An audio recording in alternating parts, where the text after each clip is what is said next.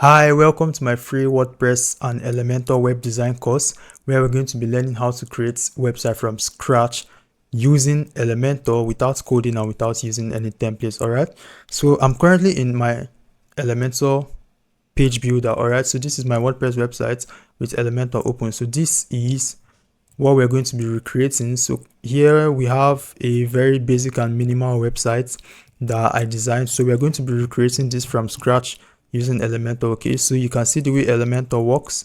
All right, it's a drag and drop website builder that we can just use to design our website without coding or without needing any template. Okay, and I'm going to be showing you how we can do that from A to Z, everything you need to know as a beginner and all that. All right, so on our website we can just see there are some nice features. We have the menu. Okay, so we have the menu here.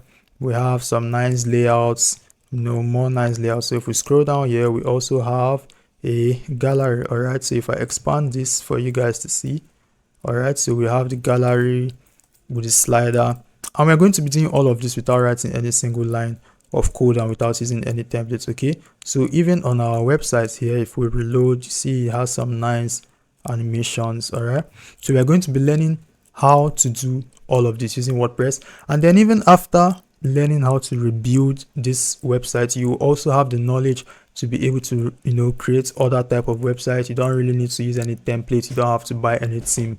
So that's what we're going to be learning in this course. All right, so my name is Shedrack and I'm a web designer. I've been developing websites for over 3 years now. Okay, and I also started learning on YouTube, so I know how it can be, and I've made sure to do my best to share everything you need to know as a beginner. So everything is going to be step by step, and if you feel overwhelmed, you can just go back, rewatch, try to understand. And if I'm talking too slow, you can increase the video. If I'm talking too fast, you can reduce the length. Okay, all right, but before we fully dive in, please check the link in the description below. You will see a link where you can join my free community. All right, so you can join my community. It's totally free, and the reason why I'm giving you access to that is so that you can be able to ask me questions, because when I started out as a beginner, I know some struggles. All right, so in the community you can ask me questions, and also the files we're going to be using to build this website, the images, you can see some of this image here and all that. I'm going to drop everything in the free community, and also some softwares that we might need, I'll drop it in the free community. All right, so you just check the description and join the community so you can be able to download the files, and you can be able to ask me questions in case you got stuck. Oh, and one last thing, please drop a like and subscribe so to help make this video accessible for others on YouTube, and also subscribe so you can get more updates, because I'll be doing a lot more beginner friendly videos like this. Okay, so let's dive in. Okay, so since this is a beginner course, let's go over some basic things first you need to know about websites and how websites work. Okay, so think of your website as a house, all right, and every house has an address. Okay, so your website is usually made up of 4 components. Okay, so we have the first part, which is your domain. So this is supposed to be www. All right, so your domain name. So your domain name is basically like the address of your website. All right, so for instance, on my website, you see this studio.amzcreatorstudio.com. okay, so this is the domain name of my website. So an example is google.com. okay, so the domain of your website is like the address of your website. Remember, I said think of your website as if it's a house. All right, so your domain name is the address of your website. This allows people to be able to try to access your website. Okay, now the next major part of what makes up a website is the hosting server. Okay, so we have hosting server, we have files, all right, and then we have database. Okay, so I'm just quickly going to go over this so you can understand. So like I said, your domain name, which is this, like for example google.com, is like the address of your website. All right, and then the server is a computer that houses all the information of your website, and that computer is always online 24/7. So typically we always purchase a hosting server. All right, and then the files, so the files of your websites are just like the images, like this image we have here, some images. All right, then the codes of the website, the plugins that are installed on the website, all this information, all these files, all these media files and softwares that help make the website function. All right, so that those Those are what make up the file component of your website. Okay, and then on the last part we have the database. So we just talked about the files now, and then the database of your website usually contains text-based information. For instance, let's say when we're able to log into our website, the admin username and the admin password, all those things are stored on the database of your website. Okay, so let me quickly go over it again. So your website is like a house. The domain, which is an example, google.com, is like the address of your website, and then the computer usually stores the files and database, which are the major components that make up the build of the website. All right, so now why am I taking my time to explain that? Okay, so first of all, before we can be able to build our websites, we need to be able to buy a hosting server and buy a domain name so that our websites can be on the internet and people can access it. All right, but also if you're not ready to purchase a domain name and hosting account, maybe you just want to learn. All right, there's also a way to install WordPress directly on your computer so you can practice on your laptop until you're ready to buy a domain or a hosting server. Okay, but for the sake of this course, I'm going to be buying a domain and a hosting server, all right, so that I can build everything live on the internet, and it will immediately be online and you can be able to access it. Anyone can be able to access it anywhere.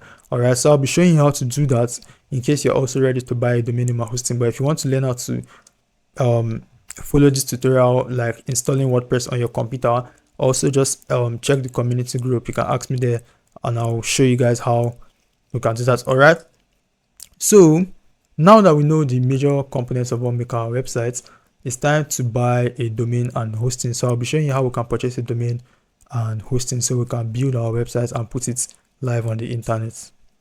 To purchase a domain name, head over to dynadot.com, and then on the search bar where you see search for a domain, you type in the name of your business.com and then search to check if it's available. Once you confirm it's available, click the add to cart button. Then on the shopping cart, click view carts. Next, you'll see a summary page. Click checkout. Then you'll see a page to create an account or sign up. I already have an account, so I'll sign in. After signing, select your preferred payment method. In my case, I'll be using PayPal. Then click submit order. Next, make your payments, which in my case, I'll be doing with PayPal. And then the thank you page will display. All you have to do is click continue. Next, click I'll do this later to skip the email address page that shows up. And then I'll do this later. Alright, and then your domain is ready. So now click manage domains to view your domain. Alright, so our domain is activated. Next, to purchase a hosting server, head over to lighthosting.com and then click the login register button. Next, create an account if you don't have one. So you fill in your details, alright, complete the captcha, accept terms of service, and then click register. Next, you see your dashboard and a notification to verify your email address. Go to your Gmail, view the verification mail, and then click verify email address. Next, you see a successful verification message. Click continue to client area.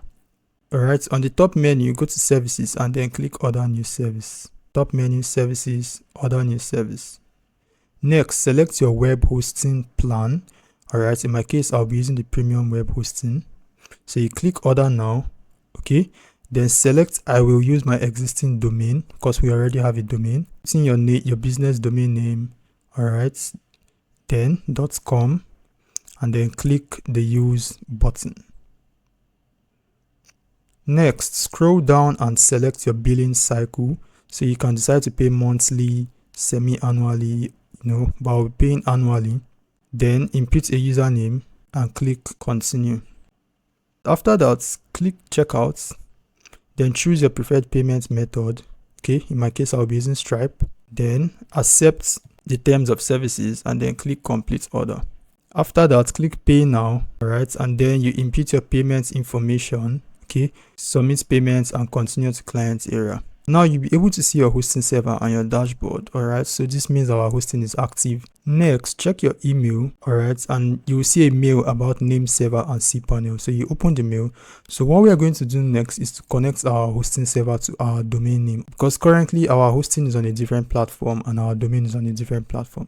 So to connect it, go to dynadot.com. On your domain, click on dynadot.packing. Select name server. Alright, then you go back to your email, copy the first name server in your email, which is dns1.lightshosting.com. Okay, then you go back to dyna. Paste it. All right, you copy the second name server, you go to dyna. Paste on the second input field. All right, then you click add server, back to your email, copy the third one, back to dyna.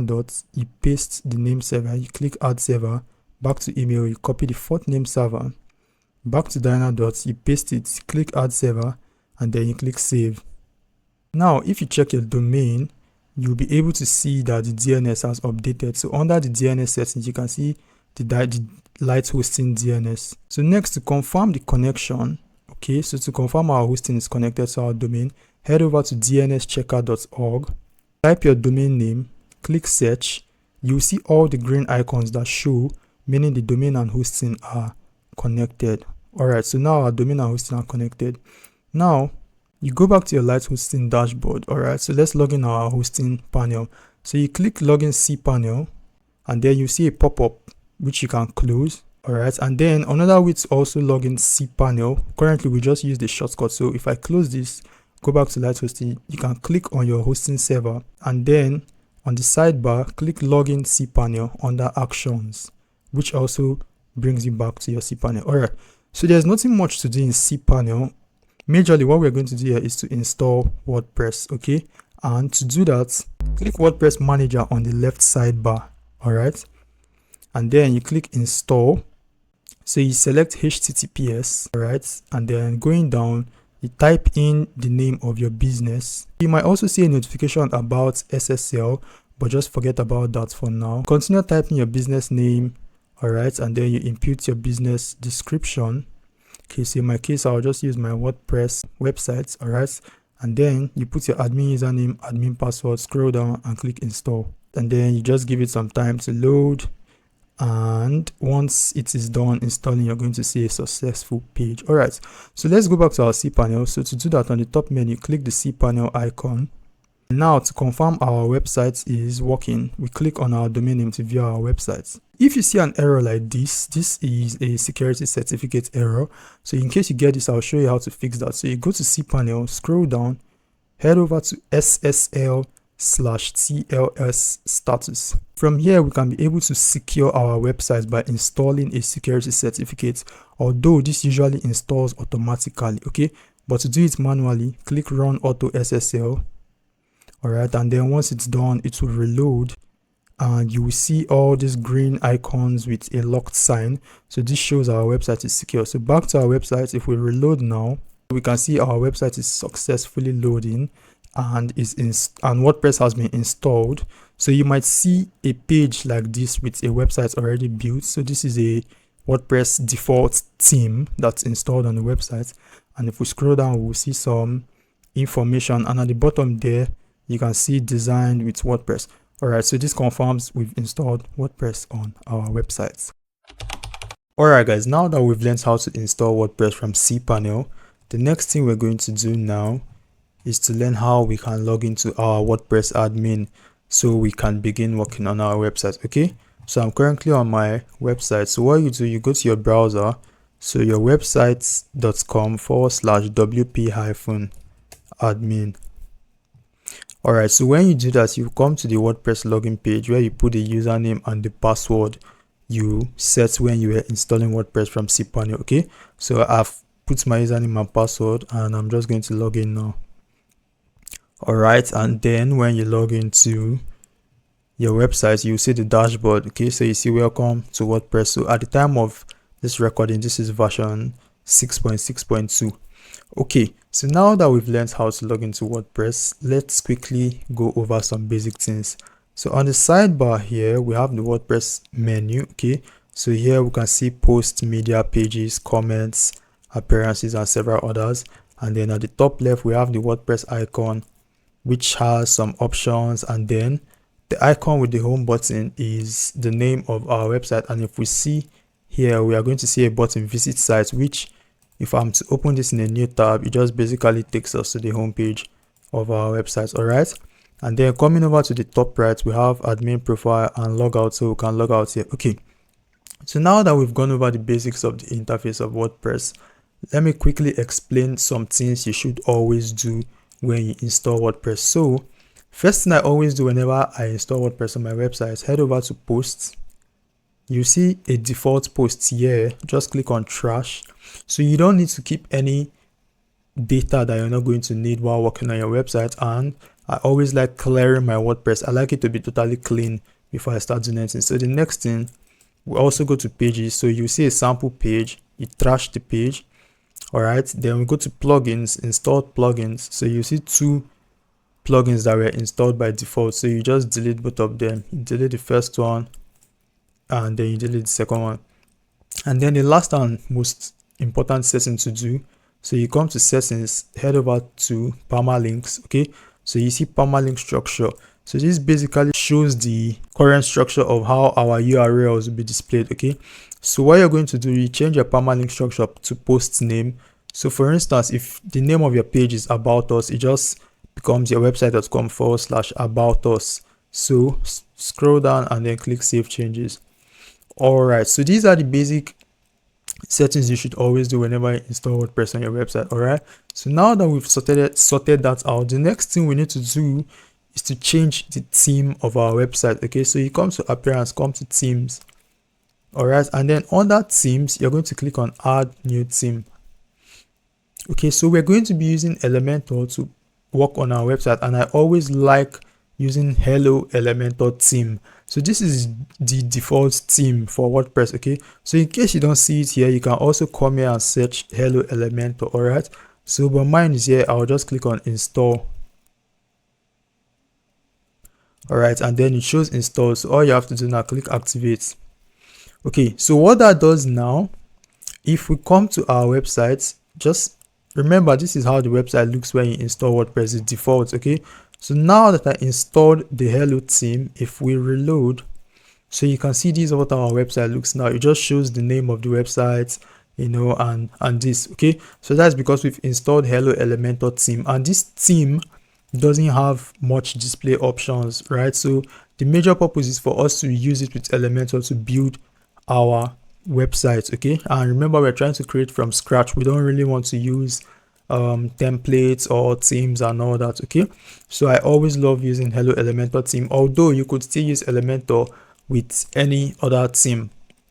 All right, but that aside, okay, so coming back to our dashboard, you see thanks for installing Hello Elementor. All right, so remember this is the theme. Now it's time for us to actually install Elementor, which is our drag and drop page builder. Okay, so what you do, you click install Elementor, and then it's successfully installed. So all you have to do is click activate plugin.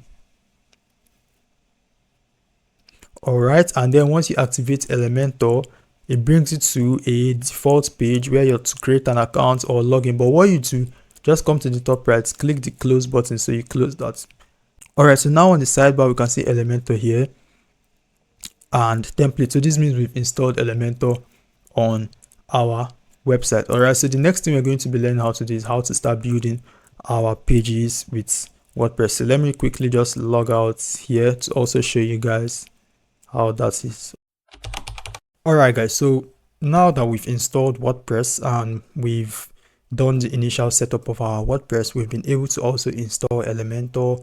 We've been able to delete some default pages and all that. Okay, so I logged out of my WordPress admin. So again, to log into your WordPress admin is your website.com/wp admin. So I'll click that, you put your username, you put your password, and then you click on login. Okay, so this is our WordPress dashboard and the websites we're trying to recreate, which I already created before. So let me just open the website.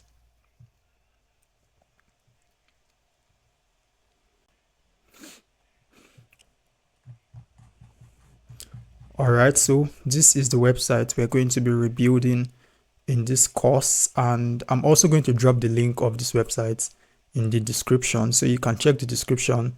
You can open this website on another tab, so you can also follow me while I'm trying to rebuild my website. Okay, so back to our WordPress dashboard. Currently, if I open our website, this is what it looks like. It's just default.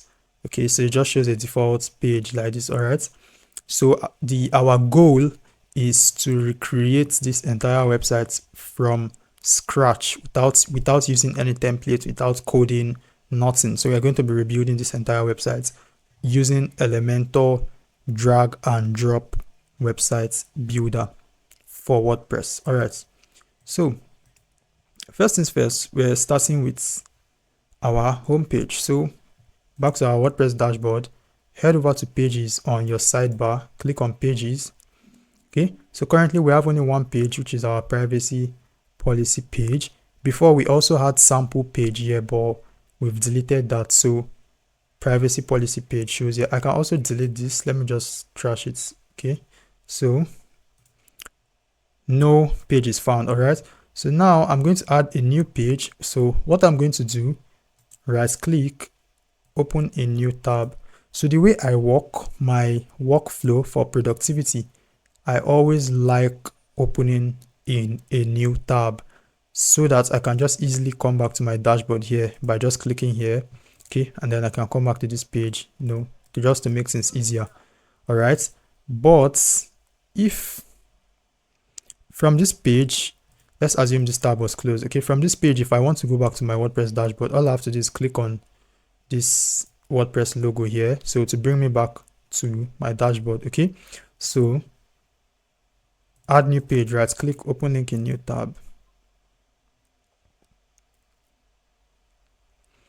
Okay, now we have to add a title for this page. So the title of this page is going to be home, because we're trying to build our home page. All right, so you call it home, and then we click edit with Elementor. All right, so when you click on edit with Elementor, it's going to load, and then the first time you open it, this is our first time to use it, you will usually get a pop-up, something like this. Okay, so you can just close this pop-up, and then let's do a quick review or quick explanation of the Elementor interface. So when you create a page with WordPress and you edit that page with Elementor, you're going to have this interface. Okay, so you see, for easy access, favorites, you just see this notification here. You can click got it to remove it. Okay, so on the sidebar here, which is our sidebar, all right, this is where our widgets are, and then most of the settings and styling we're going to do is usually going to be from the sidebar here. Okay, and at the top bar here, this is the recent version of Elementor at the time I'm recording this video. So at the top bar here, we have the Elementor top bar. So this top bar, we have so on this top bar here, we have some options. So we have Elementor logo, which is also a menu here. Okay, we have add elements. So add elements opens this panel here. Okay, we have site settings, we have structure, we have page, which is the page we're working on. So if we had other pages on this website, we're going to see them here, and we can also add new page easily from here. Okay, and then we have page settings. Okay, so that is the settings for this particular page, and then right here we have our responsive options. So if I want to view this website on mobile, okay, so you can just click that it's on mobile. You can also increase the width. Okay, and then this is tablet, and the default, which is desktop mode. Okay, and then here we have the finder. So this finder, you can use it to find anything in Elementor. Let's say you're trying to search for something, anything in Elementor, you can just type here. Okay, and we have help. So we have what's new. So what's new just basically gives you some new functions and features that are in Elementor. So for instance, you see this Elementor AI, and some other things here. Okay, and then we have preview changes. So preview changes helps us to easily view this page that we are designing. Okay, and then we have publish, which is to save our page. Okay, so let's come to our widgets tab. So right here on the left sidebar here, this is our widgets tab, okay, and our widgets are basically all the items that we can use to build our websites, okay. And if you scroll down, you'll see Pro. So currently we don't have Elementor Pro installed on this website yet. We're going to get to that, but for now we just have the default Elementor free version installed, okay. So if you notice, you see these icons here, they are locked. I can't put any of this. If I try to use any of this, it's going to tell me to upgrade, all right. Whereas these other ones that are free, I can, let's say I want to add a text here, okay. This is my title. So for instance, I want to add a text, okay. So let me quickly show you guys something. So when you drag and drop an element or a widget onto your page, the sidebar is going to change to give you the editing options of that particular widget you put on your page, okay. And usually we have 3 panels for every widget. So we have content, style, and advanced, okay. So for instance, this is a text widget, okay. Now if you want to go back to your widgets tab to view all the widgets, all you have to do is click on this plus, which is add element. So if you click on plus, it brings you back to this widgets tab here, okay. So let's say I want to add an image now. You can add elements or widgets by dragging, and then notice this purple highlight that comes up. So if I want to place this image above this text, I just have to place my mouse above it, okay. So when the purple highlight shows, it displays above, all right. And then these widgets that are here, I can also hold this edit button to move it around, okay. But then for my image, let me delete this, okay. So back to my widgets here, there are so many widgets. Let's say we have a button, all right. When you add the button, the panel changes to the editing options for that particular widget. So content, style, advanced, right. So as we proceed, we're going to be learning more about several options that are in each of these tabs, okay. But I just want to give you guys a quick overview so you can get used to, you can understand the UI or the interface of Elementor, okay. So again, if I want to add another widget now, I just come to add elements. It shows all the elements I can add. This Pro, I can toggle these parts to hide it. So there are also some other elements here, okay. See, these are locked. All these ones are locked. I can't use them, so I can hide these, okay. We have more. So all these ones that show upgrade, I can't use any of this currently, all right. And then we have these other ones. So there are lots of widgets that allow you add functionalities and designs options to your websites, okay. Now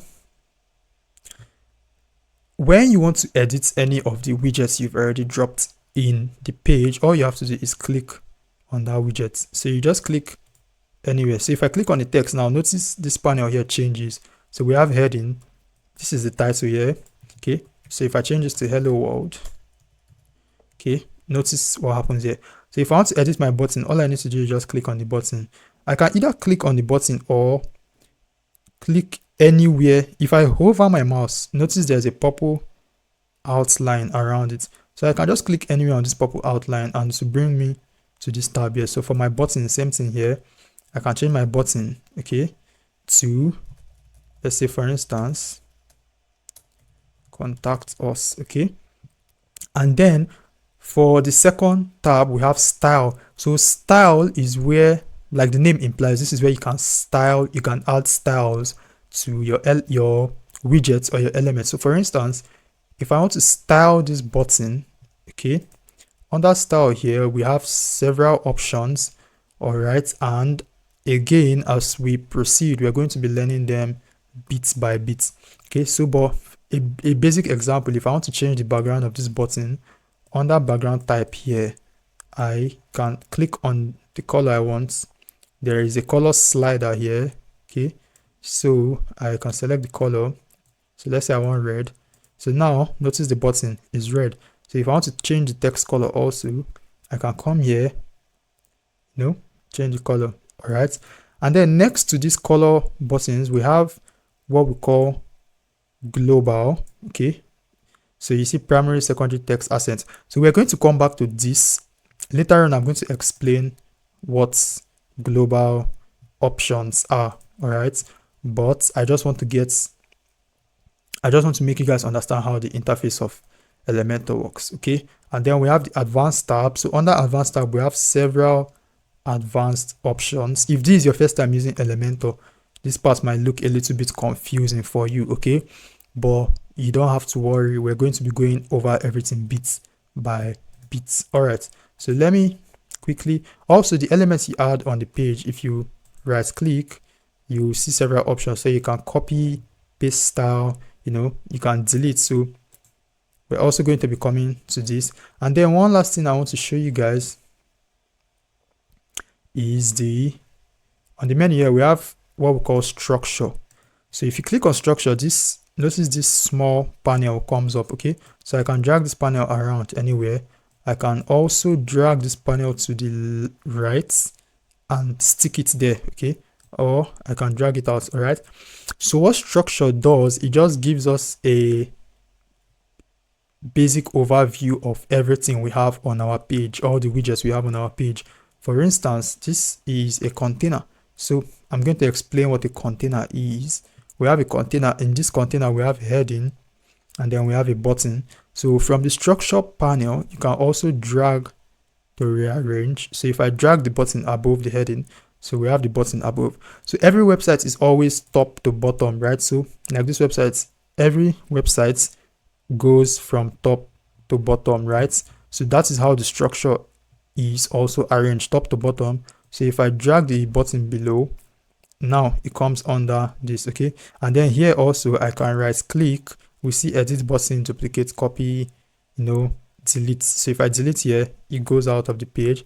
So I can also close this structure panel, and then from the page directly I can right click and delete. All right, so that is just a basic overview of the interface of Elementor, and as we proceed, we're going to keep learning more. All right, now the next thing I want to show you guys still in this interface of Elementor is what we call page settings. All right, so this is our page, our home page. So every page has page settings. So if you come here, you see page settings. All right, now under page settings, we have title. So this is the title of our page, home. Okay, we named this page home when we created the page. So currently the status is on draft because I've not yet saved this page. So we have drafts, private, publish. Okay, and then we have some other options which, for the purpose of this beginner course, you don't really need to know what these do now, but I'm just trying to give you guys, show you guys around the interface. Okay, and then we have something very important which we're going to use and I'm going to explain, which is called page layouts. Okay, now before I come back to page layouts, let's go to the website we're trying to build, and I'm going to explain something very important for you guys, especially if you're a beginner. So let's talk about the anatomy of a website. All right, so like I mentioned earlier on, every website moves from top to bottom. Okay, so just like in my browser, you have your scroll bar, so you're going from top to bottom. Okay, now for the anatomy of every website, we have every website has a basic structure, and we have what we call the header, which usually contains the logo, okay, and the menu for navigation across the website. Okay, now after the header, all right, going downwards, we have the footer. All right, so this is the footer of our website.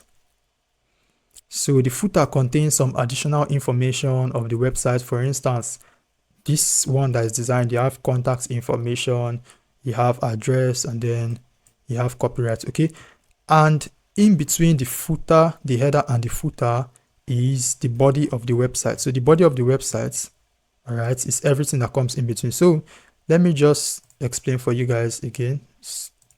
Anatomy of the website. So let's assume this is my web page. Okay, remember your website is going from top to bottom. Okay, now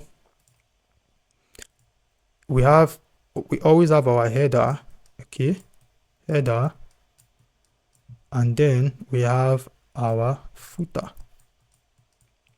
All right, and then everything that comes between the header and the footer is called the body of the website. Okay, so we have header, body, and footer. So that is the primary structure of every website. That is the primary structure of every website. Now, in Elementor, okay, there is something we call page layout, which is why I'm trying to explain the anatomy of a website. So looking at this website currently, you will notice something. This part that shows this amazing creator studio, this is the header of my website, okay?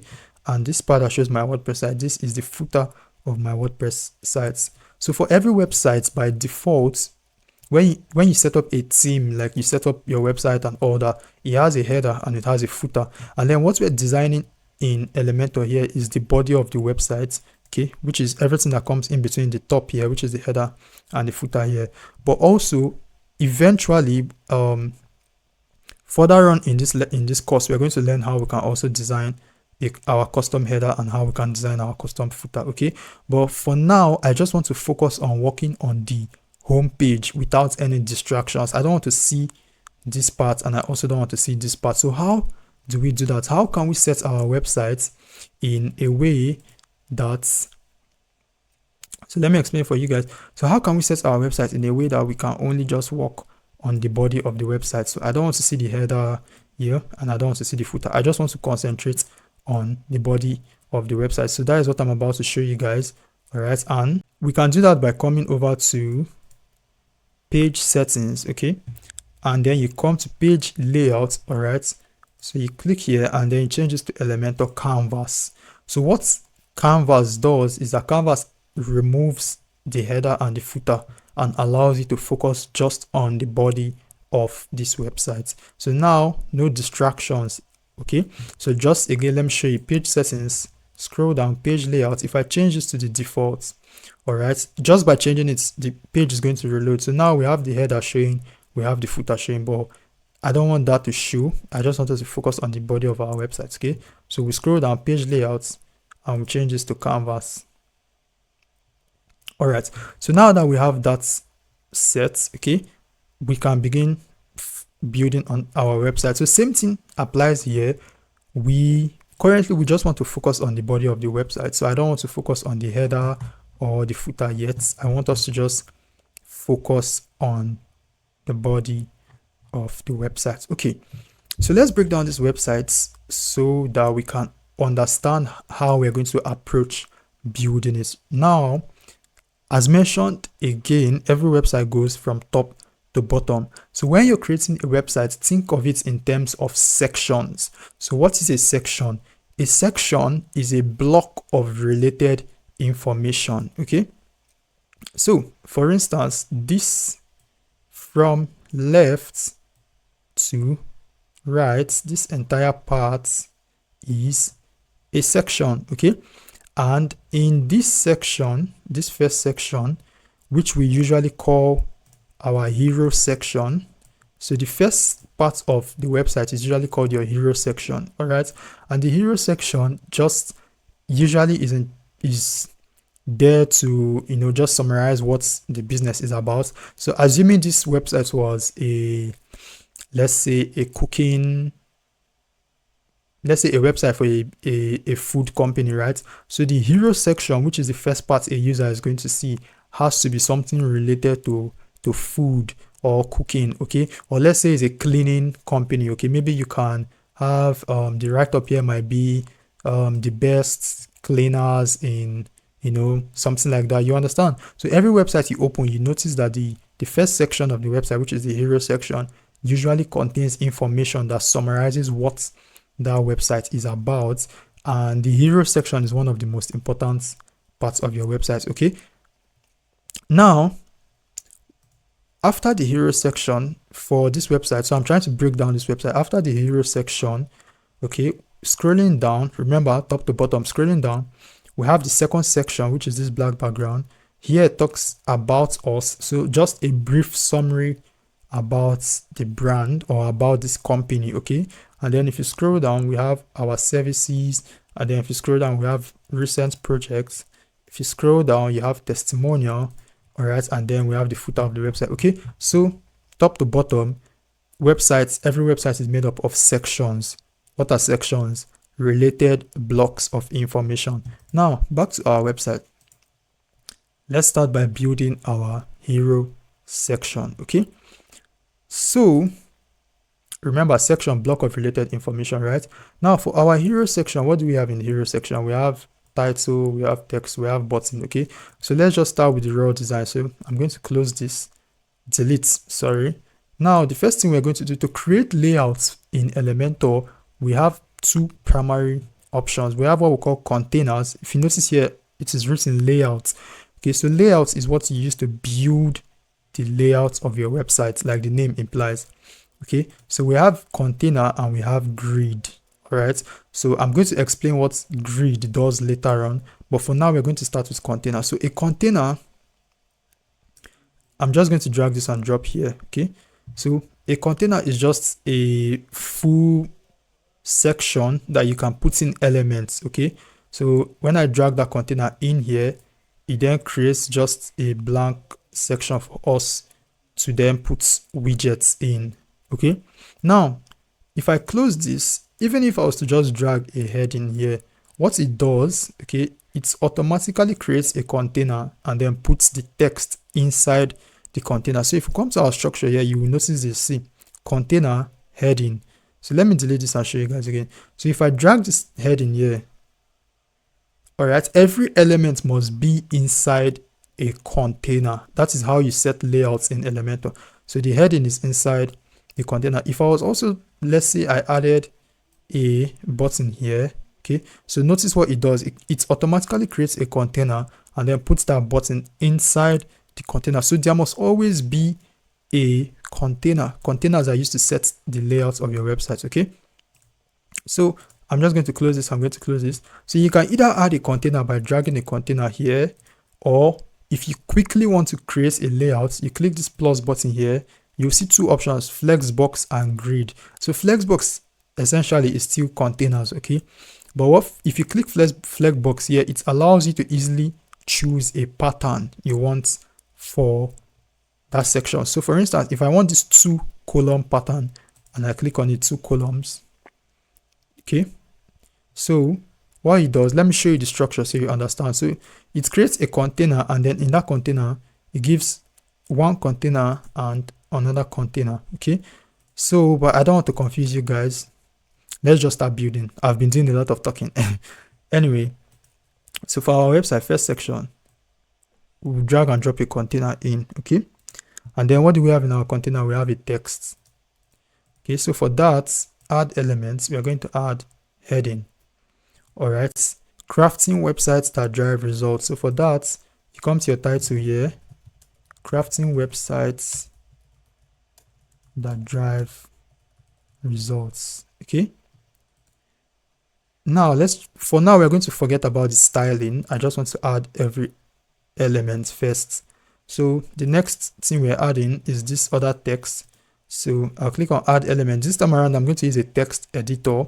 So usually you want to use a text editor for paragraph text. Okay, so I can just copy this and I want to paste it here. Okay, so all right, and then after that we have our button. So add elements, button. I'll drag this and drop. Okay, now also let me delete this button.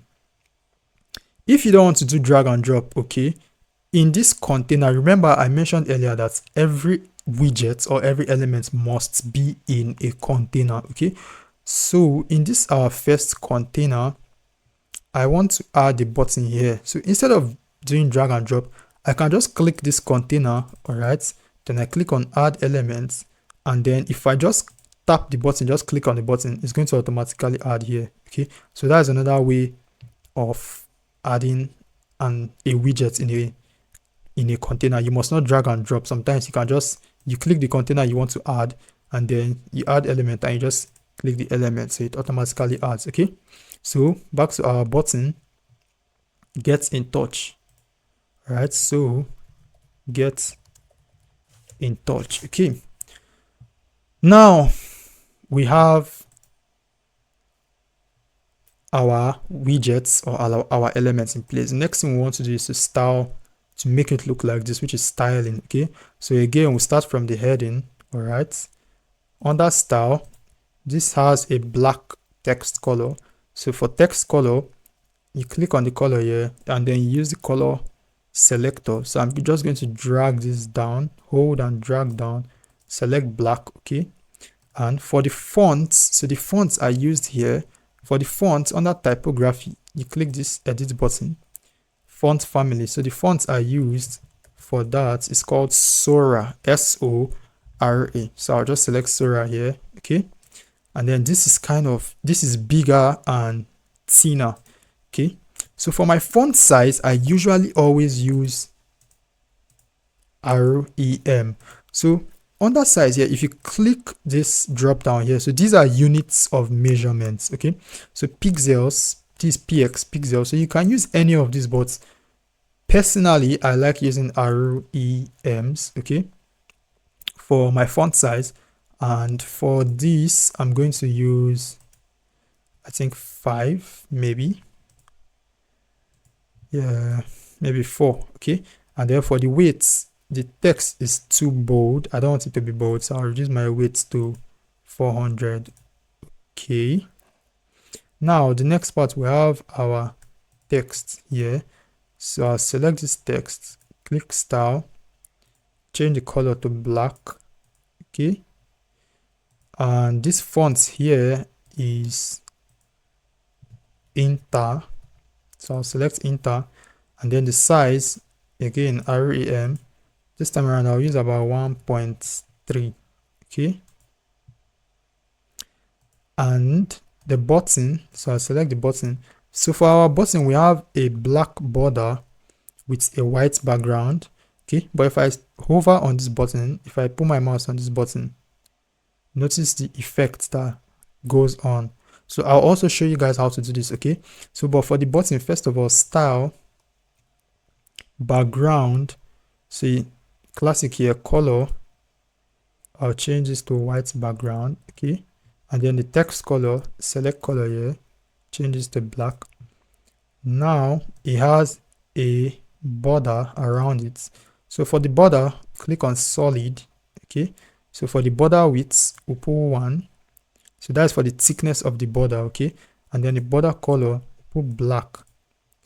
Now if you want to quickly just view your page without this panel showing, you can close this panel by clicking this arrow, so you can get a good view of the page. Okay, now this border here is rounded, but this is sharp, so I don't want it to be rounded. So I can open my panel back, and then under border radius, I'll put this as 0. Okay, also the text here is in all caps. All right, so to do that, we can come to content and change this to all caps, or under style, typography, edit, transform. So you can transform the text to uppercase. Okay, so you have some other options here that you can play around with.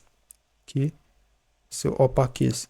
So for instance, like this, in case you don't want to come here and retype everything in all caps, you can just come to typography, edit, and you transform it to uppercase. Okay, but I'm going to leave this as capitalized. All right, so now we have the style of our widgets. Okay, now we want to position it, arrange them to look beautiful the way it is here. So first of all, you will notice that there's a space above the text, and there's a space here also. So for every container, let me show structure, container, advanced. When designing a website, there's what we call margin and there's what we call padding. So let me explain what margin and padding are. Okay, so let's assume we have this container. Okay, so margin is the space outside an element. So the space around it, okay, is called margin. All right. And then let's assume we have a container inside this container. Okay. So the space inside this parent container, which is this red one, is called padding. Okay.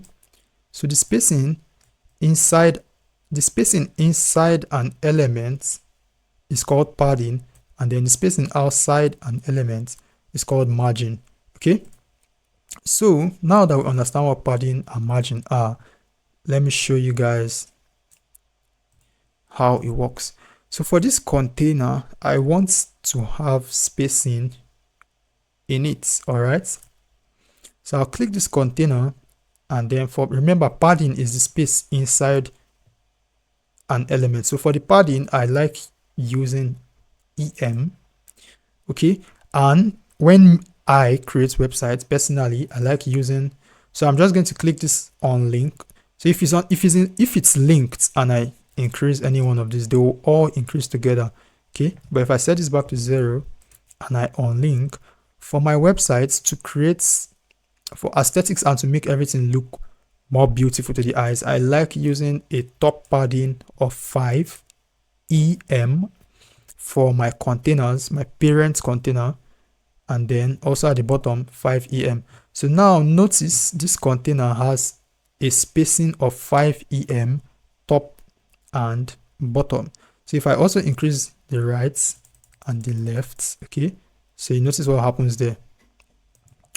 Now that is out of the way, the next thing I want to explain to you guys before we proceed, let me use this medium to explain something for you guys. So when creating a website, one of the most important things you want to do is to understand the layout of the website you're trying to build. Okay, so let me explain this for you guys using this. Now, for this section of a website, remember I said a section is a block of related information. So this entire part is our hero section. Okay, block of related information. So everything inside here is one section, is the hero section. Now in this section we have two parts. So we have the first part, which is this, okay, and then we have the second part, which is this. Now also, when you're thinking about your layouts, remember, always think in terms of containers.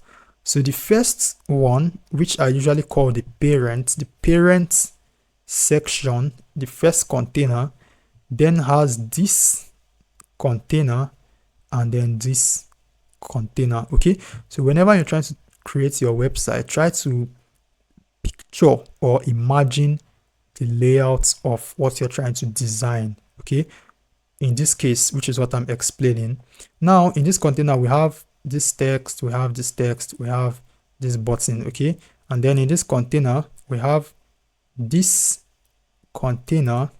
Okay, and then we have this container, and then we have this container. So any time you're trying to create layouts, think in terms of rows. Okay, rows horizontal and columns vertical. So this is a column, this is a column, this is a column. So containers, this is a row container, this is a row container. Okay, so now that is sorted out of the way, let's apply that knowledge back here. Now we know that this is one full section we're trying to create that should have a container and then this container. Okay, but currently, coming to our structure here, we have just our parent container and then we have our text inside here. So what I want to do, I'll click on add elements. In this our parent container, I click add elements. I want to add a container, so I can drag this here. Okay, now notice we have our parent container and then we have the second container. Okay, Now in this second container is currently empty. If I toggle this, you see empty. Okay, so what I want to do, I want to drag these elements and put them in the container. Okay, so I'll drag this one, put it here. I'll drag this one, put it here. Okay, so now if I toggle this container, now everything is in this container.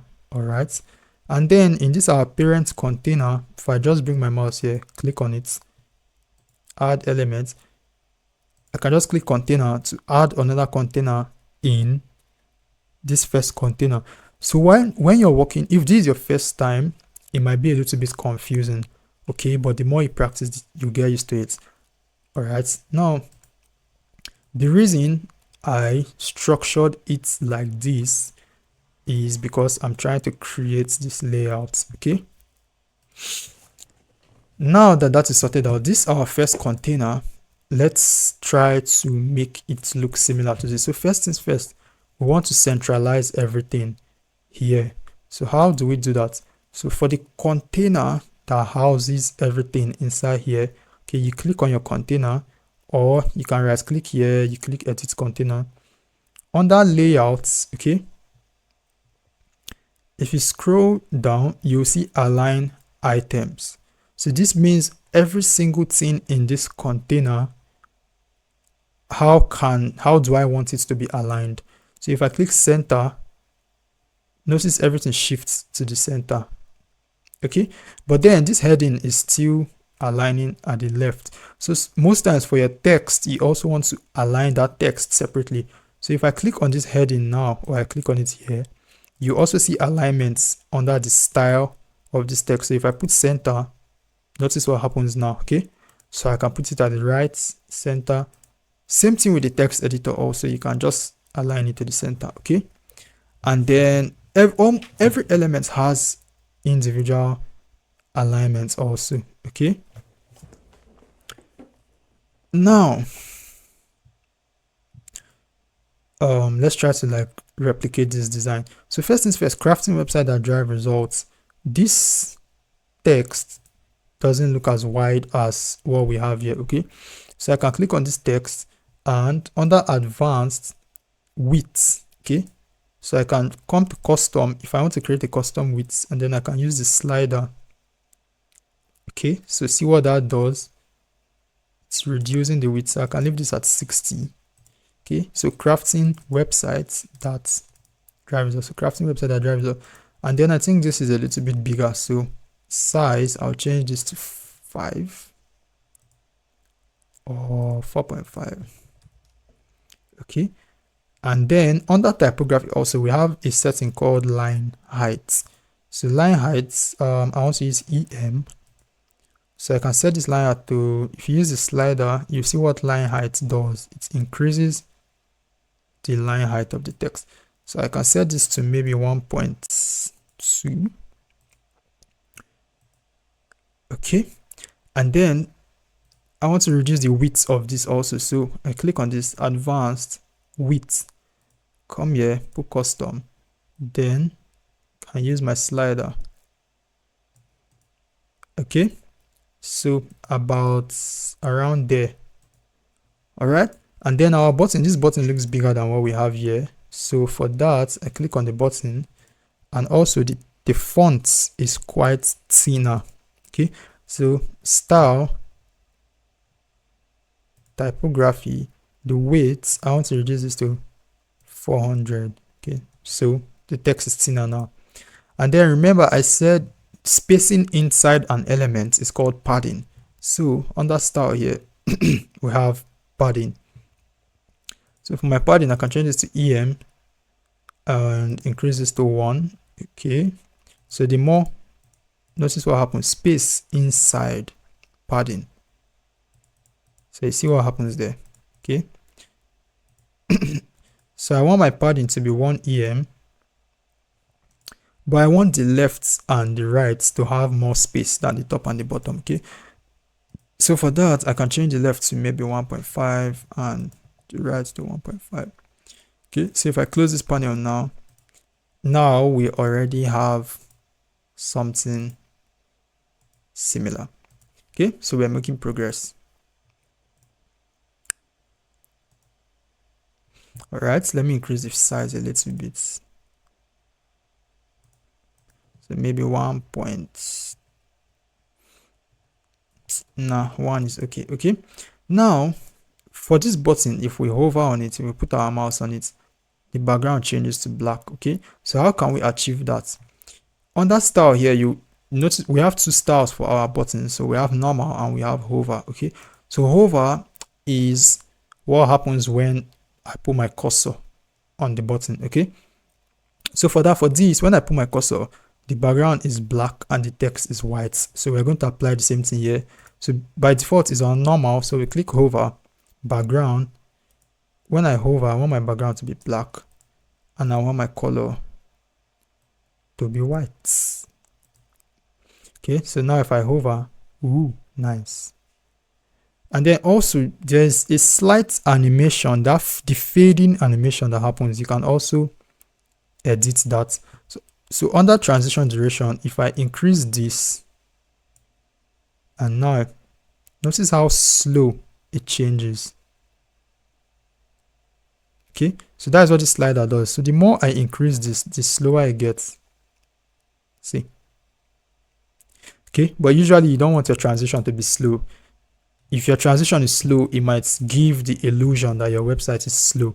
Okay, so you want it to just be the default there. All right, so now we're done with the first part. Okay, so going down, the second part of the hero section, we've already added a container. And remember, I said in this container, think of containers whenever you're creating layouts. Think of containers in terms of rows and columns. So this is one row. Okay, and this is 1, 2, 3 columns. Okay, so now under elements, let me show you what grid does. So if you want to easily create a layout where you have let's say equal columns or equal rows. Okay, let's scroll. If you scroll down, like notice the way this part is, you have 1, 2, you have 2 columns, 1, 2, you have 2 rows. Okay, so they are equal. All right, if you want to easily create something like this, okay, you can use what we call grid.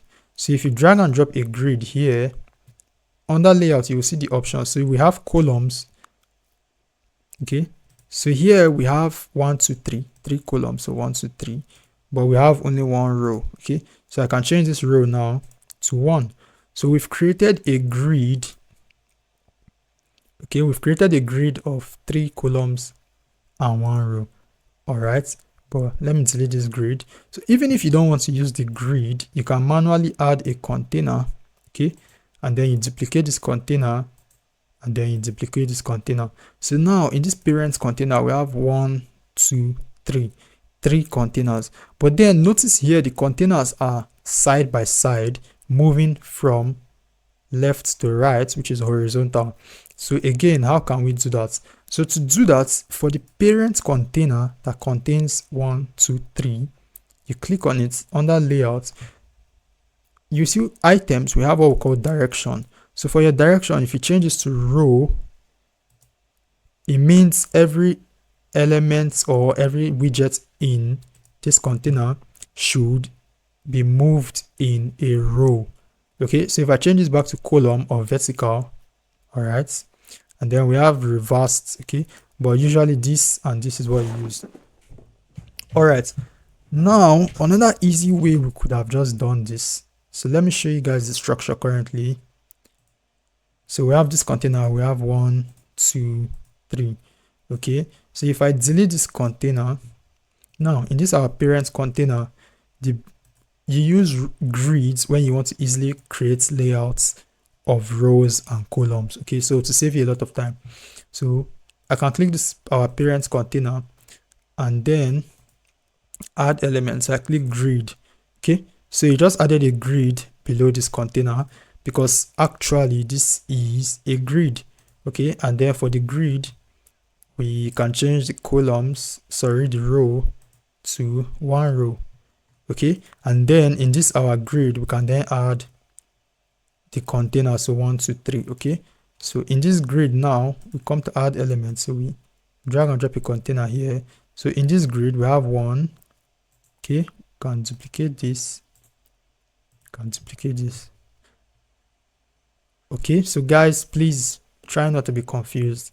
I'm just showing you guys multiple ways of achieving similar things. Usually the hardest part of trying to learn Elementor is understanding layouts, which is containers and grid.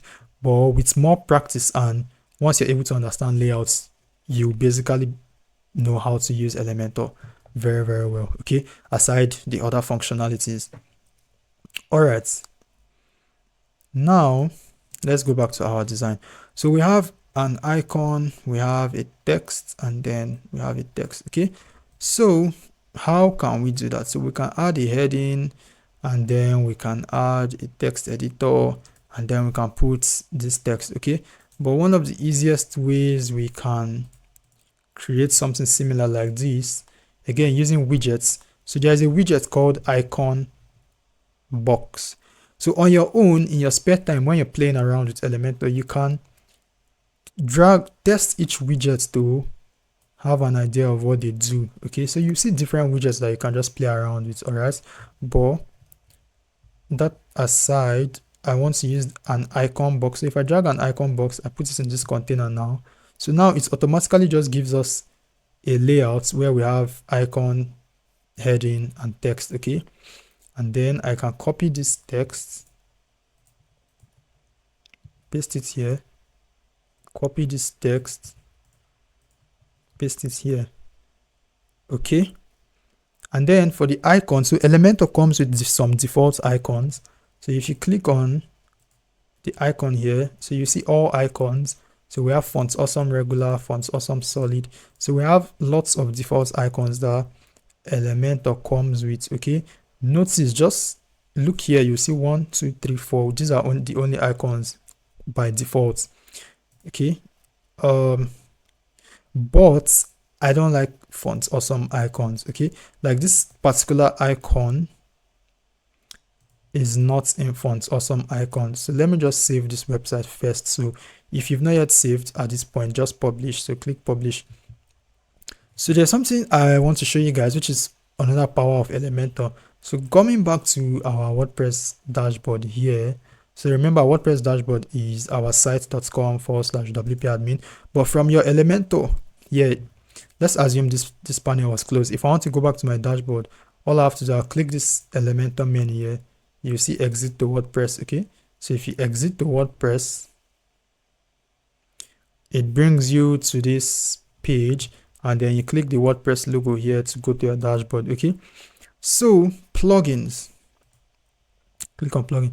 So Elementor is a plugin in WordPress. So what are plugins? Plugins are like apps or softwares that you install in WordPress to add more functionalities to your website. Okay, so just think about it like, let's say, think about WordPress like your phone, and then the plugins are like the apps. Okay, so let's say you want to download some apps in your phone, you go to your app store, install the app you want, and then you can do what you want to do with that app. So that is basically kind of how plugins are. So for icons and so many other functionalities, a lot of functionalities that you can add to WordPress or Elementor, you can just simply install plugins to add more functionalities. Okay, so to add a new plugin, under plugins here, you see install plugin, add new plugin, or you can click add new plugin here. So WordPress has millions of plugins, over 5 million plugins. Okay, and has lots of users. For instance, look at this plugin. This is a plugin. This has 10+ million active installations. Okay, so there are lots of plugins that WordPress has that can add more functionalities and more power to your website. And that is a beautiful thing about using WordPress. So you want to add more functionalities to your website, you don't have to code, okay, or you don't really need to hire any experts programmer to do anything for you. You can just search for a plugin that you can use to add a functionality to your website. So in this case, I want to be able to add more icons to Elementor. Okay, so there is a plugin. So you come to search plugin here, search sky boots icon. Okay, so once you search, it immediately loads. So it shows you sky boots custom icons for Elementor. Elementor icons library, 14,000 plus icons. So just by installing this plugin, I'm able to add 14,000 plus icons to Elementor. So you get the idea of what plugins do and the beauty of it. And this plugin has over 100,000 installations. Okay, so install, just click install, you allow it to load. Okay, and then once you're done installing your plugin, you click activate.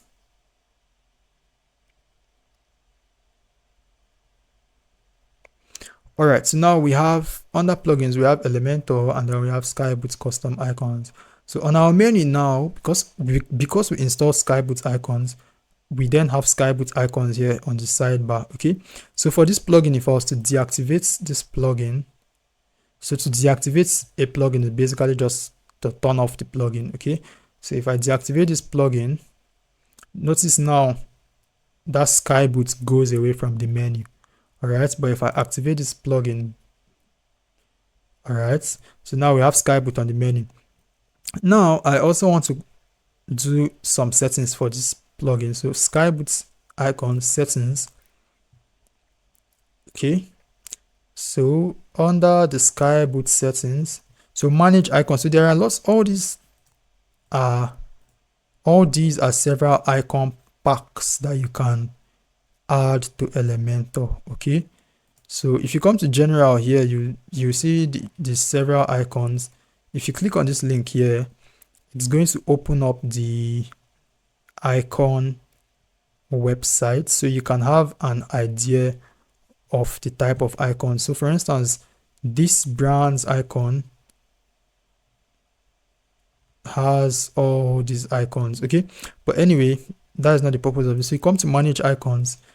What we're going to do, we're going to enable material design icons and enable line awesome.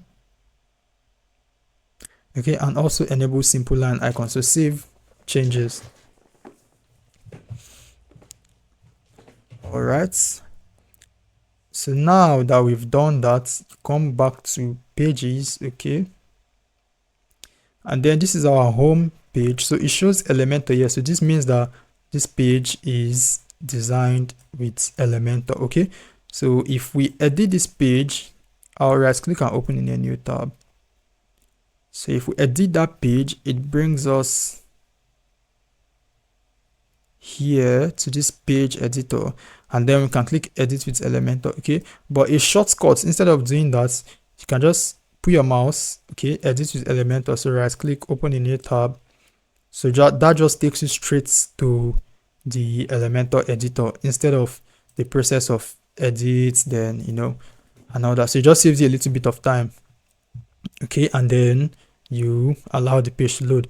So great. So now we're back to our editor. Okay, so now if I click on this icon box and I click icon now notice these other icons have been added. Okay, so that is because of that plugin. So material design icon, simple line, or icon line awesome. Okay, so I want this icon, and I think that icon was under, what is going on here? I think that is a glitch. Okay, so simple line icon, you can just scroll down. So this is the icon I used here. Okay, so I'll select this icon and then click insert. All right, so now we have our icon. Now let's style this. Okay, so under style, icon position, the icon position is at the left, so I'll put this at the left. Okay, then spacing, so I can increase the icon spacing. Okay, let's say I increase this to 30, and then for the icon itself, the icon is black, so icon color black. Okay, and then the size, I want to reduce the icon size to maybe 35. Okay, so now let's go to our text, which is under content. So first of all, our text is black. Okay, so I'll change this to black. And then for the typography, which is the font, edit, family. So for that font, that was Sora, S-O-R-A.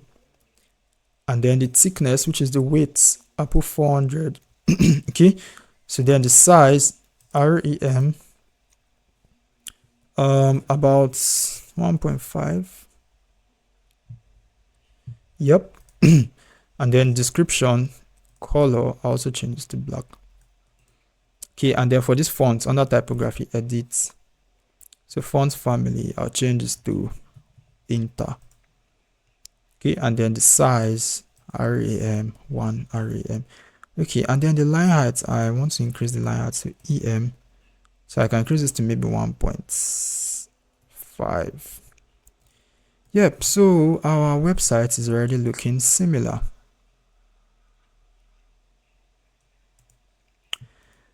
Okay, so now this container has a gray background color. So to do that, we click on the container and then click on style. Then we have background type, click on classic. And then for this exact color, I have a Chrome extension. I'm using Chrome browser. So I have a Chrome extension that allows me to easily copy color on any website. Okay. But anyway, I'm just going to copy that color, but I'll share the color code with you guys. So the color code, you come here, color, you type hash F7, F7, F7. Okay. So that is going to give you this exact color here. All right. And then we have spacing inside this container. So remember, spacing inside a container is padding. So advanced padding, I'll change this to EM. I can increase this to 1. Okay. So maybe I want to use 1.5. So sorry, about 1.5. All right, so if I close this, my widgets panel here, okay, so our website is already looking similar. I think this text is a little bit too big, so content, I'll reduce this to 1.3 thereabout. Okay, so now we've created the first container. All right, instead of manually creating these other ones, what we can do, since it's similar design but just different icon and color, we can duplicate this one. Okay, so what I'm going to do, this entire container, I'll right click and I duplicate. So if you duplicate a container, it's also going to duplicate everything inside that container. Okay, so if I right click and duplicate again, all right, and then this our grid is 1 row, by the way. So yeah. Okay, so now let's add the text. So tailored solutions. Okay, so I'll come here. Okay, then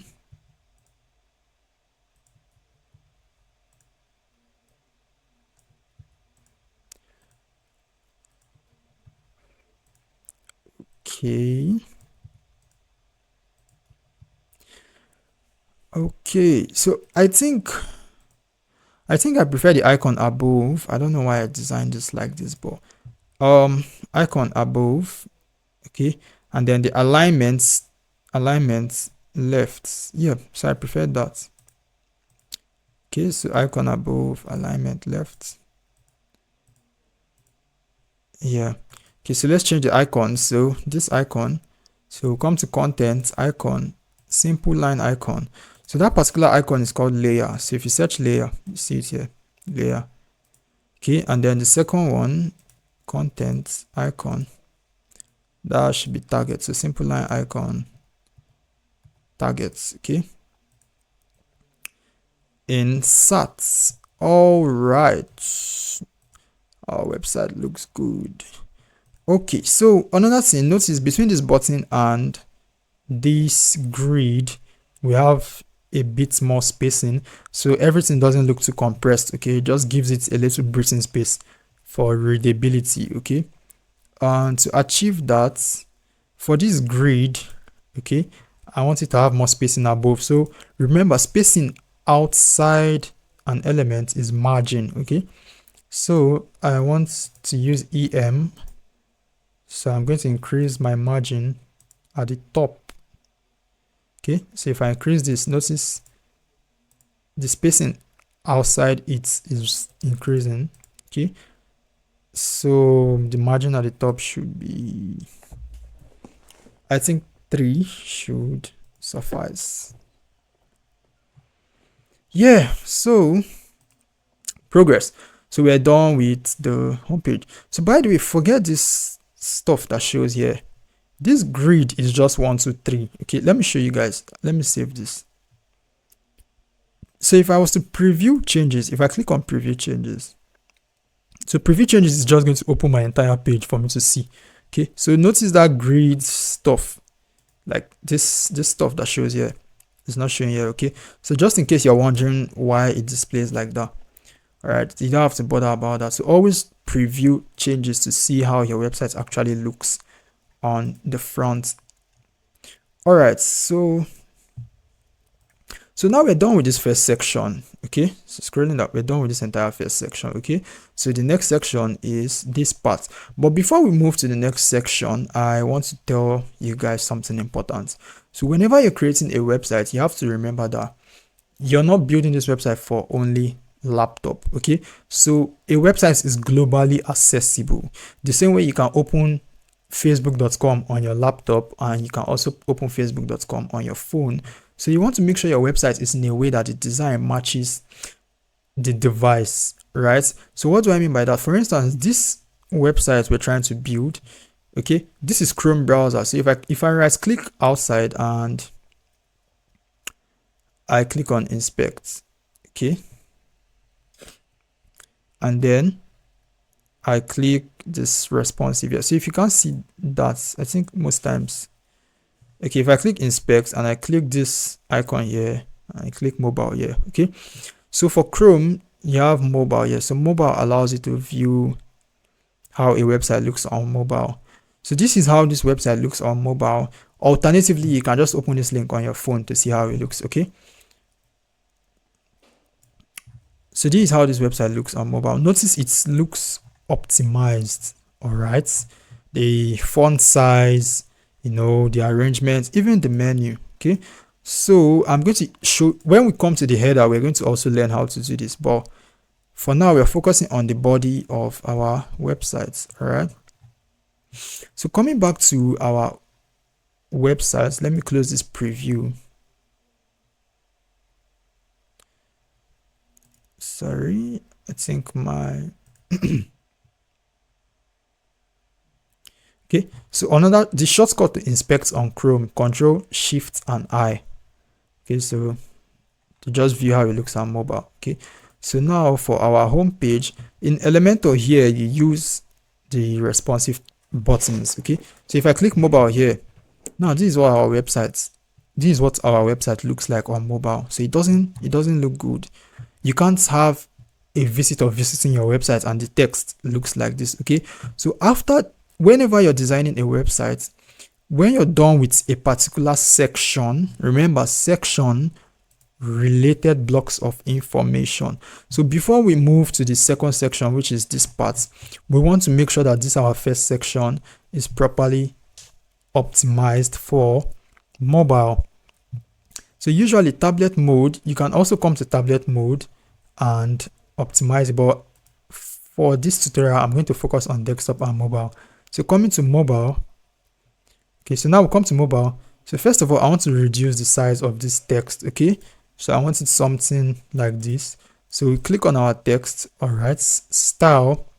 Now typography, you click the edit button. Now notice under size here we have this tiny mobile icon. If you click this mobile icon, you see options. So if you put this on desktop, it shows you how it brings you back to the desktop view for you to see how the text is on desktop and the size also on desktop. But if you come to mobile here, it automatically shrinks to the mobile view, and then the size still has this 4.5 REM. It took the size from the desktop, okay, but for mobile I want this to be around 2.5. okay. So if I come to desktop now, notice the size now is 4.5. So if I come to mobile, Notice the size now is 2.5. Okay, so and another thing, I don't want the width of this text to be small. So under advanced width, so notice we have this mobile here also. Okay, so I can change this to percent and I can increase this to full width, which is 100%. Or if I clear this, I could just under width here, I could just change this to full width. Okay, so then if I go back to my desktop, on my desktop my width is custom width of 60%, but on my mobile it is full width of 100%. Okay, so I want to do the same thing here also. So I'll click this text editor, I'll come to advanced, and for my mobile I want my width to be full width. Okay, so similar to what we have here. And then the size, so which is style typography, I want to reduce that size to 1. Okay, so 1 rem. I think my button looks all right. Okay, and then I am satisfied with how this looks on mobile. Okay, so for our parent container, I'm also going to share something with you guys. So remember, on desktop advanced, we set the padding, which is the space inside this container. We set the padding above and below to be 5 em. Okay, but on mobile I don't want it to have that much space. So for mobile, personally I like using 3 at the top and 3 at the bottom. So 3 em padding at the top and 3 at the bottom. And then for the right I use 0.5 and for the left I use 0.5. okay, so that it just gives the website this look. The spacing around, which is usually called white spacing, so the spacing around, now the website looks more visually pleasing. It's not clustered up, it doesn't have too much spacing. Okay, and then one final thing, this our grid, the margin was 3 on desktop. Well, I think it's too much, so maybe I might just reduce this to 2 on mobile. Okay, so yeah, that looks better. All right, so we're making progress. So if you're at this point, congrats to you, you're making progress. Okay, so let's move on. So remember, think of your website in terms of sections, top to bottom. So we're done with this section. So moving downwards, we have our second section, which is the about. So we'll come down here and add. So we can just add a container here, or you click plus button, flexbox, and then you just use any of these, but I usually just add container. Okay, so what is the first noticeable thing? This container is, it has a black background. Okay, so under style background classic, so I'll change this to a black background. And then for my parent containers, which I call my sections, I always give them padding em. Okay, top of 5, bottom of 5, so that it has this space inside it to make it look visually pleasing, so that everything is not clustered. Okay, now let's design.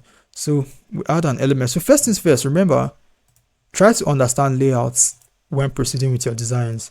So I explained that layouts, rows and columns. So this is a row, which is our parent container, and then in that row we have this column. Okay, and then we have this column. So this column, which is a container, then this column, which is a container. So we're going to do that on our website. So first thing, in our parent container, we click plus, we add one container, and then we duplicate this. Okay, and then I want these containers to be side by side, which is like a row.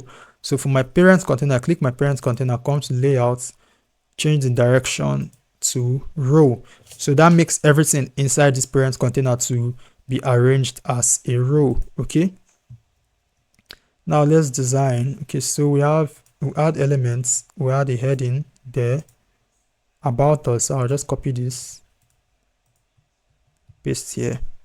Okay, and the text color should be white. All right, so this is all caps, so typography, that font should be inter. Okay, so inter. So size rem, I think 1, weight 400, transform uppercase. Okay, all right, so add another heading. So I'll just copy this, paste here. Okay, so styling, white. So typography, the font for that is Sora. And then the size rem should be about 3.5, and then the thickness, which is the width, so 400. Okay, so progress. And then we have a paragraph. So add elements, text editor. So slide this here. Okay, and then we can copy this paragraph. Okay, so I'll clear this paragraph and paste. Okay, so for the color, that is a white, but this is not totally white. Okay, so if you notice, it's kind of gray. So in your color, when you want to add your color in your color picker, okay, we have a transparency slider. So if you reduce this slider, it reduces the transparency of that particular color. Okay, so the color is white, but I'm reducing the transparency so that it just blends more with the background and for readability and for contrast. Okay, and then we have our button. So again, to save some time, I can just come here, copy this button. Okay, and I want this button to be below this paragraph, so I can just right click here and paste. All right, and then the button learn more. So learn more.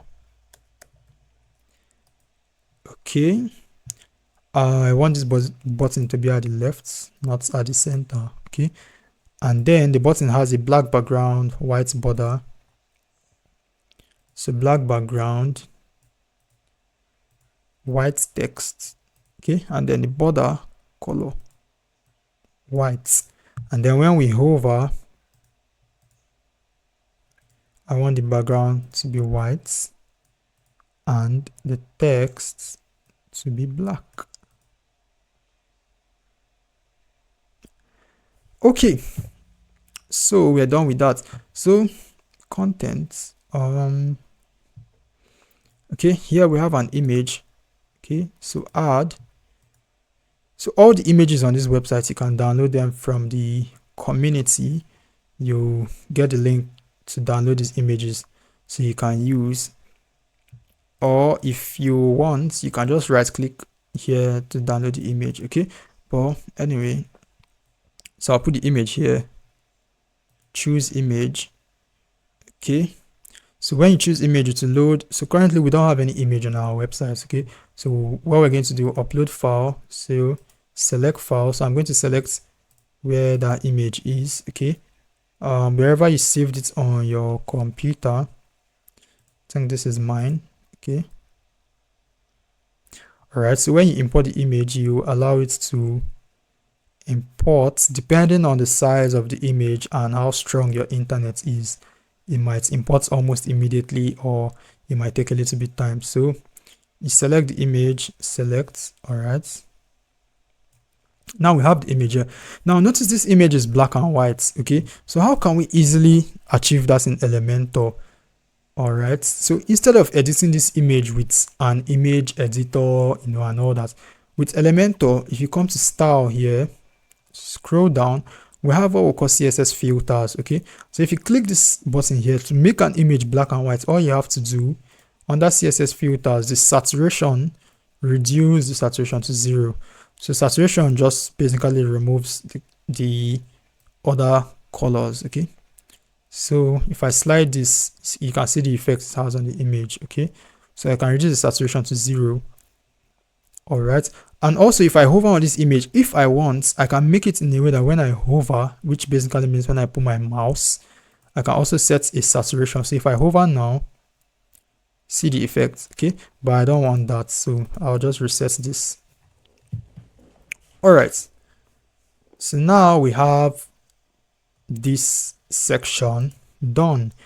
Okay, so remember again, like I mentioned, when you're done with a section, always check on mobile to see how it looks. Okay, so for the mobile, my parent container, advanced, let me clear everything.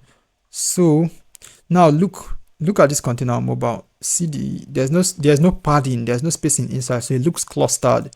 So now you understand the importance of why you have to always put padding in your container.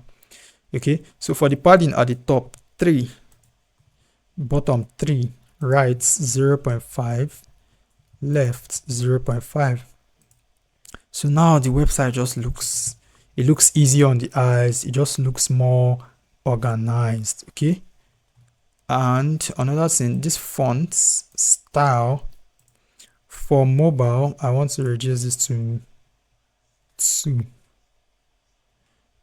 All right, so I think I'm satisfied with that. Okay, so let's go to desktop now. And while making progress, always remember to save. Okay, before I move to the next section, I want to introduce you guys to something which is going to save you a lot of time. Now, so far, while designing this website, if you've noticed, this font here is the same as this font here. Okay, so we have, and the color, the blacks, they're all the same. Okay, so when creating a website, you usually want to create your website in a way that you're maintaining almost like similar colors. Okay, what do I mean by that? You don't want your website to be having colors everywhere, like maybe red, orange, this, that. So almost every brand has their color. Okay, so let's say your brand colors are like blue, pink and something. All right, so you want to maintain your brand colors. Okay, let's see if I have let me open a website to show you guys what I mean. Okay, so here's an example of what I'm trying to explain. All right, so when you're building a website, you typically work with the brand colors. Okay, for instance, take a look at this website. You have this color which is kind of like teal or green, whatever. So this color here is the same as the color here, which is the same as the color here. Okay, which is the same as the color here. You understand? So you understand the point I'm trying to make. So you usually want to use your brand colors. Okay, now in the case of our website, this is a very minimalistic website, which is mostly just black, white and gray. Okay, but I want to show you guys how we can create default colors and fonts. Okay, so when you're creating a website, you typically want to create default fonts and colors, which is going to save you a lot of time, so you don't have to manually always like add colors. Let's say for instance this website, you don't have to be adding this color all the time. Okay, or for instance, let's assume I finished working on this website and my client was like, oh, I don't like this color, I want this color to be red. It's going to be stressful to manually change the color everywhere. Like you come here, you change the color here, change here, change here, change here. So what you want to do is you want to set default color and fonts for your website. So in Elementor, how can we do that? So to do that in Elementor, you head over here to site settings. So you click on site settings and then it's going to load here. Okay, now we have what we call design system. Okay, so in our design system, we have global colors and global fonts, which allows you to set some default colors. Okay, so now if you come to global colors on this website, this is the default global colors. Okay, so we can add custom colors. So if I click add here, you have this new item. So if you click on the text here, you can name it. So for my websites, I always add black. Okay, and then you select the color you want for black and then you click add color and white. Okay, so we select the color we want for white. Okay, and then for this accent color on this our website, we have this gray color. Okay, so let me copy the color code with my Chrome extension. So for my accents, I want to set my accents as that color, okay, which is hashtag F7 F7 F7, okay. So I'm just going to set that as my default color. Now the colors I add, they are previewing here, okay, so we can see the colors I added, and then I'm going to save changes. So these are the major colors I'm going to be using when creating this website, okay. Now going back, global fonts, okay, so the major fonts we use were Sora and Inter. So for my primary fonts, I'm going to change my primary fonts to Sora. I don't know how it's pronounced. Sora. I don't. And the size, I think I'll put this as just a default size of 2. You can always change this later, okay. And then the weight, I'll change this to 400, okay. And then for my secondary, so every other font, I want to use Inter for the purpose of this website. And then the size, RAM1. So for my text, Inter RAM1. I think I want let's just set only the font size. So, and then my accents, Inter, okay. So size RAM1, weight 400, okay. So I can save this now.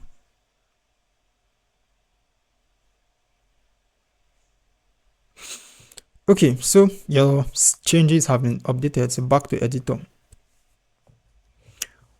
All right, so now we've set global colors and global fonts.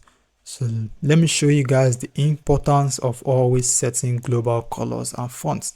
So 2 things. One, it's going to save you a lot of time, so you don't have to manually select colors all the time. But now this about section that we've built, what I'm going to do, I'll select this my about section. Under style, remember when creating this section, we manually added the color. But now look at this globe icon here. If you hover, it shows custom. So if you click on it, it shows you all your global colors, okay. Now I just want to select this as black. Nothing is going to change because, you know, it's still black. And then for my text style, I'll select this as white. Again, nothing is going to change because the color is the same. Select this as white. So I'm going to leave this like this. And then my button under style, so I want my text color to be white, okay. My border color should be white, and then when I hover, my background color should be white and my text color should be black. Okay, now let me save this. So publish. Okay, so now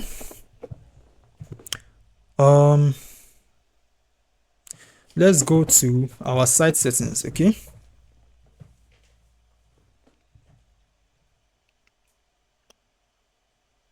So under site settings, global colors, if I click global colors now, all right, if I change this black, by the way, if you don't want to view this, if you want to see your website, you can just turn off show global settings. So if you change this to no, it displays your website. If you change this to yes, it shows you this panel. So I'll just change this to no. I want you guys to see the importance of using global colors. So I changed the color here to our global color. So now if I come to my site settings and my global colors and I change this black to red, so now notice what happens. Okay, so this button still maintains the manual black color that we set. Okay, and then remember I also changed these whites. Before we set the color manually, but then I used the global white color we set. So if I change this global white color also, so notice what happens.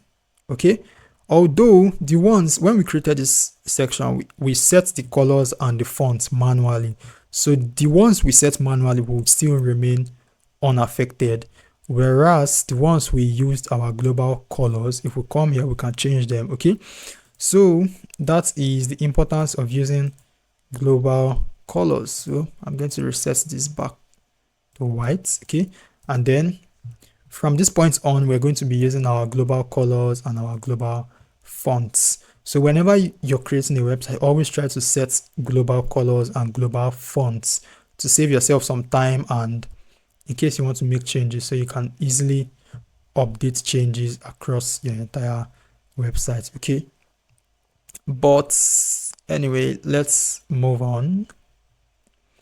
All right, so back to our website. The next section is our services. Okay, so this section is similar to this section. So to save time, I'm just going to copy this parent container, copy, scroll down, paste. Okay, and now I can, this size and this text are similar to this. Okay, so what I can do, I can just copy this. I'll copy this. Let's delete this. So I'll paste this here, then style it so it's white, so it's not displayed. So I'll change the color to black, and then this container, because we copied it from here, everything is centralized, so I want to move everything, align everything back to the left, which is stats. So see what that does. Then I copy this, okay, and then paste here. All right, so style, text color. Again, we're not going to set colors manually now, so we use our global colors. I use black. All right, and then we can copy our text. So content, paste. Okay, so we'll copy this, content, paste. All right. Okay, and then this section is similar to this, but for this grid, there's no much space in here. So for the margin, I can change this to 1 or maybe 0. Yeah. All right. So website development. Okay. So I paste this here. Then I can copy this text, paste this here. Okay, and then the icons. So that should be a maybe, I don't know, desktop. Okay, so insert this. Okay, and then the icon is at the left here. So style, move the icon to the left. Okay, and then this font is quite bigger. Okay, so content, typography, increase this to about 1.5. Okay, so this is 2 columns, 2 rows. So remember, this was a grid. So for the grid, if we come to layout, we can just change this now to 2 columns. So that easily just made the entire layout change. Okay, so let's proceed with the other one. So UX design. So we'll come here, right, and then for the icon, that is a grid, insert. Okay, so moving on.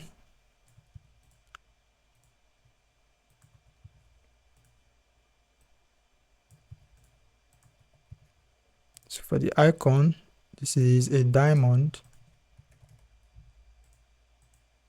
insert, and then we can duplicate this container, so it just brings it here. Okay, so digital marketing, we'll paste this here. Okay, and then so that is a rocket icon, so simple line icon, rockets. All right, so I also want my icons to be at the left. So since this is at the left, I can just copy this, then right click, paste style, sorry, right click this, paste style. Okay, so we are done. So now mobile. Okay, so the mobile looks good apart from the padding here, so I can reduce this grid, sorry, I can reduce this to maybe 0. Okay, and then this text style, so the line height, it's looking too clustered, so I want to increase the line height a little bit, so maybe 1.3. okay, So back to desktop.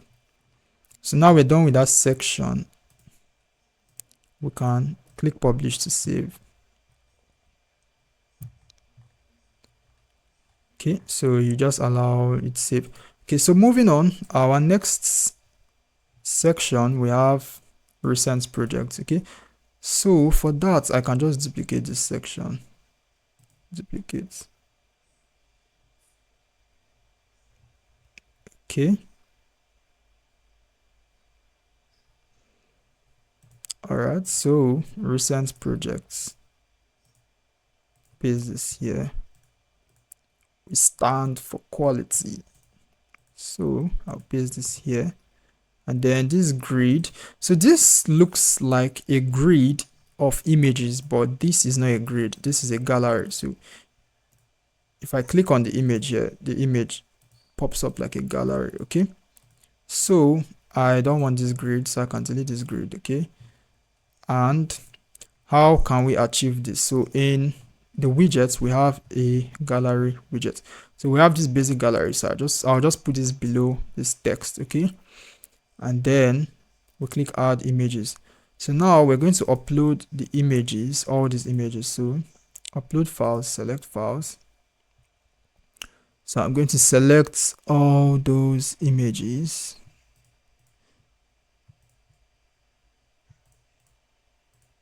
So I'm holding down Control, by the way, to select multiple images. Control and click 1, 2, 3, 4, 5, 6, 7, 8, 9. So open. Okay, then you allow the images to import. Okay, so when your gallery is done, when the images are done importing, so you can select another image. So notice now I can deselect, deselect. Okay, then create new gallery. All right, and then if you want to arrange this, let's say this comes first, so that should be this one here. This comes second. So if you want to do that, you can just drag to organize. Okay, but that is not totally necessary. So insert gallery. Okay, and then okay, it's loading. So now let's make our gallery look similar. So the first thing we notice is the image sizes. So the images here look smaller. So for that, under image resolution, change this to full. Okay, and 1, 2, 3. So 3 columns. So columns 3. Okay, and then we have spacing. So for that, come to style, spacing, custom. Okay, so you can increase the spacing, but I think this is okay. And then we stand for quality. So there's space between this gallery and this text. Okay, so for that, margin. So under advanced, margin, EM. So I can just increase this to maybe 2 EM. Okay, now if you click the images, sorry, okay, performance. What is going on? Okay, anyway, all right, if we click the images, so the gallery works fine now. Also, if you don't want that, so that is a light box. That effect that when we click the image, it pops up. It's called a light box. So if you don't want that, edit this gallery, you have light box here. You can put no. So if I click this image now, nothing happens. But if I put my light box as yes, which is default, it pops up. Okay, so we are done with that section. So publish. Okay, let's check our mobile. Okay, the mobile looks good, so we don't have to edit anything here. But then I want to explain something for you guys. So let's do preview changes to view our website. Okay, so if you scroll down on this, if you scroll down, let's scroll down this website, you will notice something. Notice when we come here, it seems like there's a lot of spacing between this our services and recent projects. So that is because this our parent container, this section here, we gave it padding at the top of 5 EM and also at the bottom. Okay, but then let me try to explain this for you guys. But then But then this section, we also give it padding at the top of 5. So here's 5, here's 5. So now it makes the spacing look too big, and that is because this has a white background and this also has a white background. Okay, so assuming, let's go back to our editor. So assuming we came to our editor, this parent container style background. So if this section had, let's say, this background, okay, and we view it now, okay, so it looks a bit more better. It doesn't look like there's much spacing. Okay, so when you're faced in a situation like this where you have two sections that have like the same background color, okay, in this case white. By the way, all our background colors are white because the default page background color is white. What do I mean by that? So if we come to page settings here, under style background type, the default is usually white, but if I come here and I select classic and I change this background, so the entire background of our website changes. So everywhere that was once white, all those containers that were once white, apart from these ones where we manually put the color, now notice they've changed colors. Okay, so but I'm just going to leave this as white. All right, so that's just to explain why the backgrounds were white. So for this section, let me preview this again. Okay, so for this section, the space here looks too much. So for this section, which is this container, under advanced, I'm just going to remove the padding totally at the top. Okay, and same thing for the mobile. I'll remove the padding at the top, so I'll set that back to 0. So if I save now, publish, okay. By the way, if you previewed, notice our preview will automatically reload. Okay, so now it looks better. It doesn't have that much spacing. Okay, so that's just to explain in terms of like balancing out your design. Okay, so let's create the final section of our home page. Okay, so back to Elementor. Okay, let's just copy this. So copy, okay, paste. All right, and then we can copy our text. Also copy this text. Okay, so I don't need this grid, so I'll just delete. Okay, so again, always think of your website in terms of rows and columns, which are containers. So this is a container, this is a container, and then this is a container. And then also this container, the width of this container is smaller than the width of this container. Okay, so we have one big container and then two containers inside. All right, so back to Elementor. In our parent container, okay, first of all, this has a gray background, which under style background type classic, so that gray background was our accent color, which is hash F7 F7 F7. Okay, so we'll put the gray background. So if I close this now, you can see the gray background. All right, now container. So in this parent container, add elements container, click to just add, and then in this container, add elements. I want a container in it. Sorry. Okay, so add elements. I can just click container. Okay, and then right click, duplicate. Okay, so then for our parent container, I want these containers in it to be horizontal. So click our parent container, under layout, direction, horizontal. All right, and then for the width, this should be about 40%. Okay, so the first container, we set the width to 40%, and then the second container, we set it to 60%. Okay, so and then our image, so add elements, image, select image, upload the image. Okay, so that should be this guy.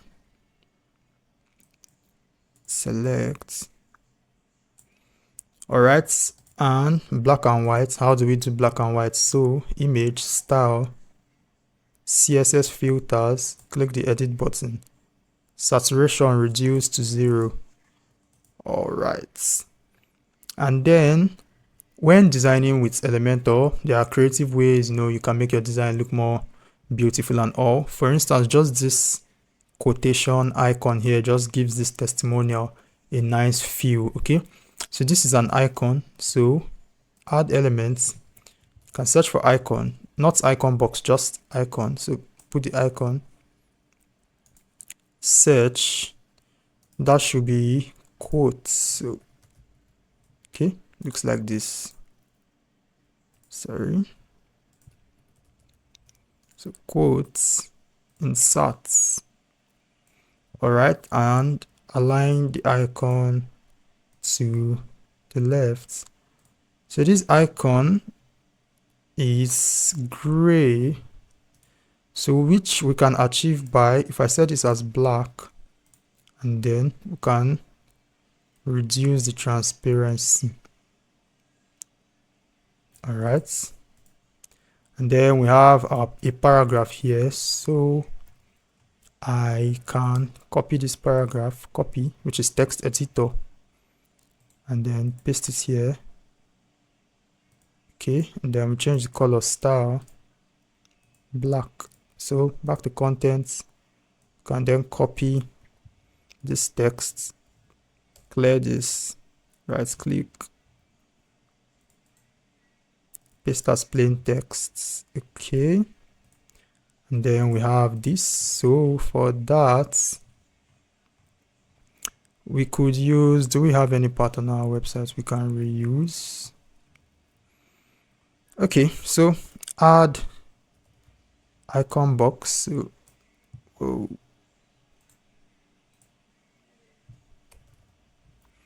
So icon box beneath, then you can remove the icon. I don't want the icon, so John Doe, paste, CEO YouTube, paste. Okay, so under style, alignment, wants to align it to the left. All right, and then now it's time to style. So the text colors are black, so contents, color, select global color black, same with the description black, and then we can reduce the size. So for the typography of this Sora, this is RAM, so we can reduce this to about 1.5, and then also reduce the spacing. So under the box, content spacing, we can, around 3 should be okay.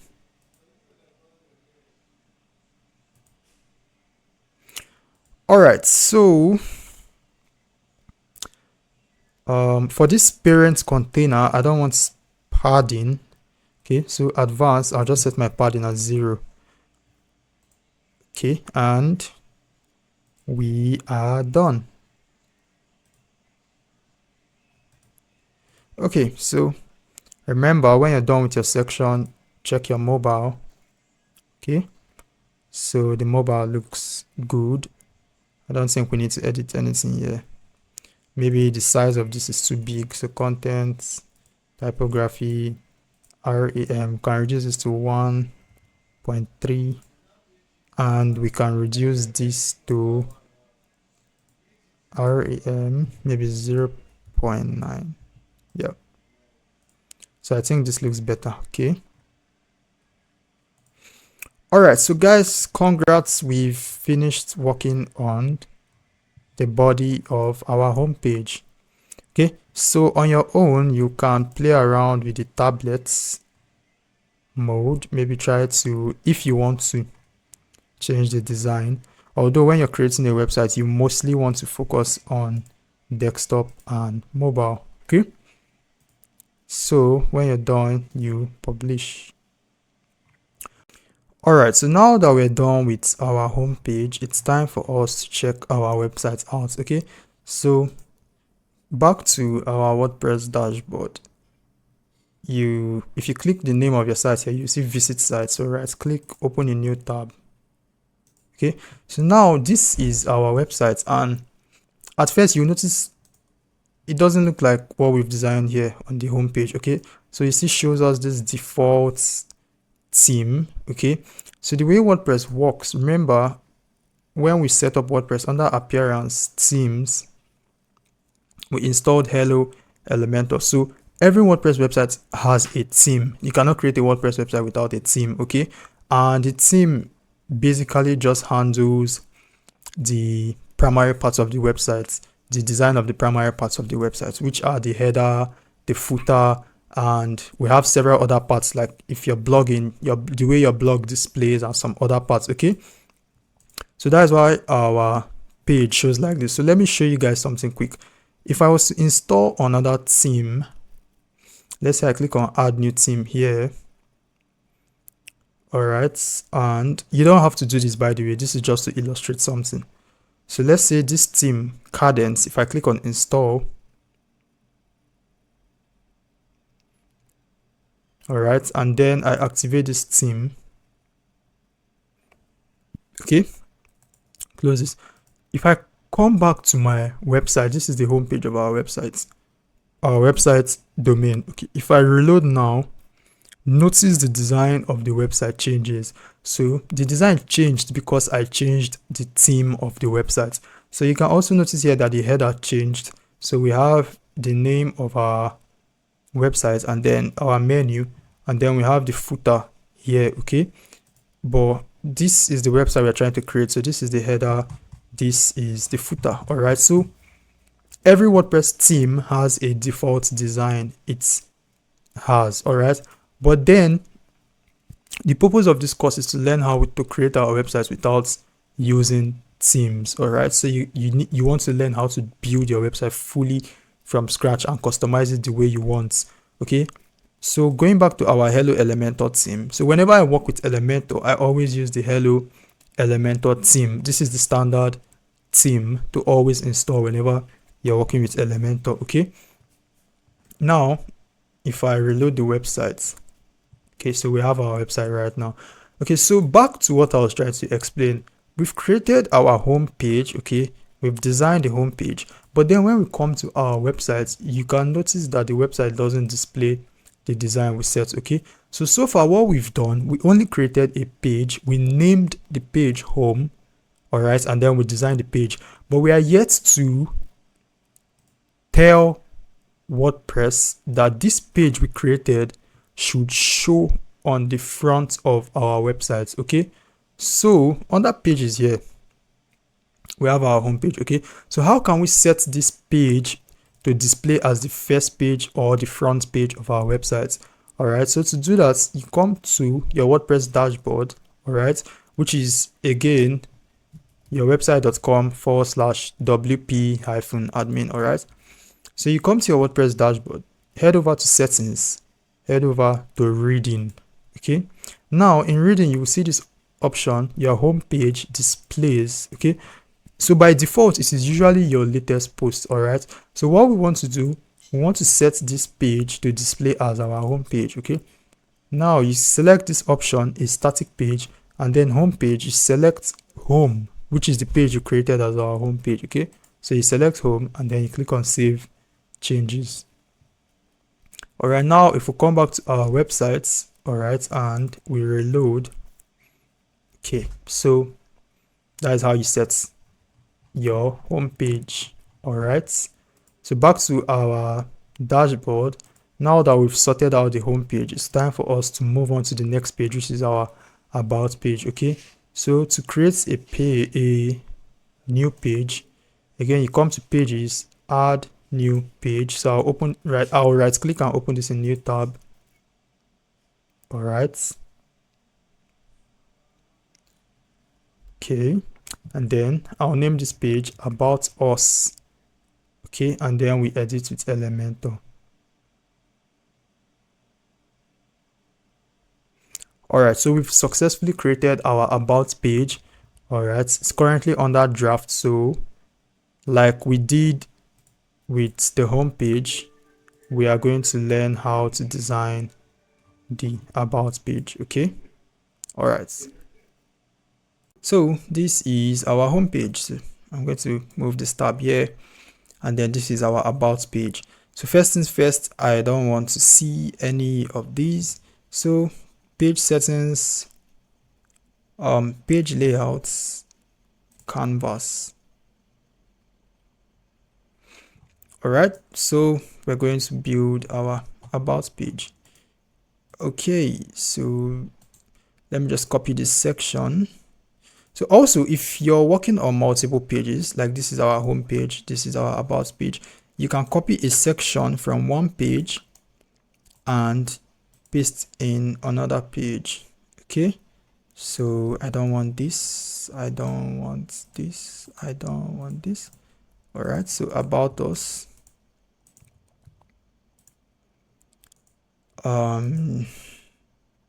probably 3. Yep. And then this arrow is an icon, so icon, arrow, material design. Okay, I think it's called the chevron. Yep, so bottom.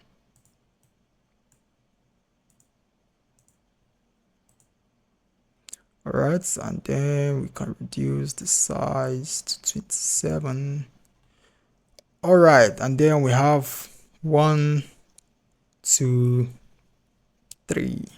So how can we create a layout like this? So I'll show you guys how we can do that. So first of all, in our parent container, we're going to add another container. So click the parent container, come to add elements, and then just click container to add inside the parent container. Okay, and then in this container we have 1. Okay, and then we have a big container that contains this, and then inside that we have 1, 2. So remember guys, always try to understand layouts in terms of rows and columns and containers. So one container, inside this container, another container, another container. All right, so let's go back to our about page. We'll add a container and duplicate this. So click the main container, horizontal. Okay, add elements, container, and then this main container, I don't want it to have any space padding inside. So yeah, so we have this. All right. So core values, commitments, and trust. I think I can use this. Okay.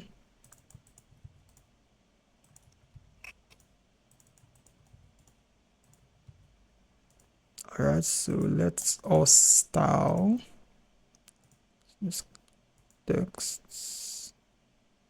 This is inter 1 rem, should be Sora. About 2 should do, 1.5 should do, I think. Yeah, okay. So how can we achieve something like this?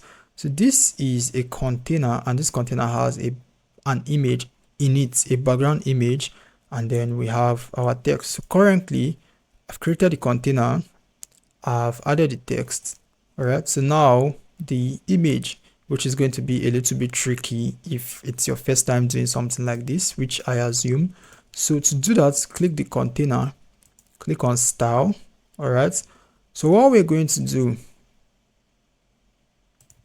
first of all, let's change the background to black. Okay, and then this is our text. We can change the colors to white. Okay, also notice the text is at the bottom instead of at the top. Okay, so you can do that by the container that this text is in, under layout, justify content. This is different from align. So if you hover, you will see something's written on it. So you see end, and the icons give you an idea of what they will do. So if you click end, it means every element or every item inside this container should be pushed to the end. Okay, so if I duplicate this, everything will be pushed downwards. All right, so I can remove this.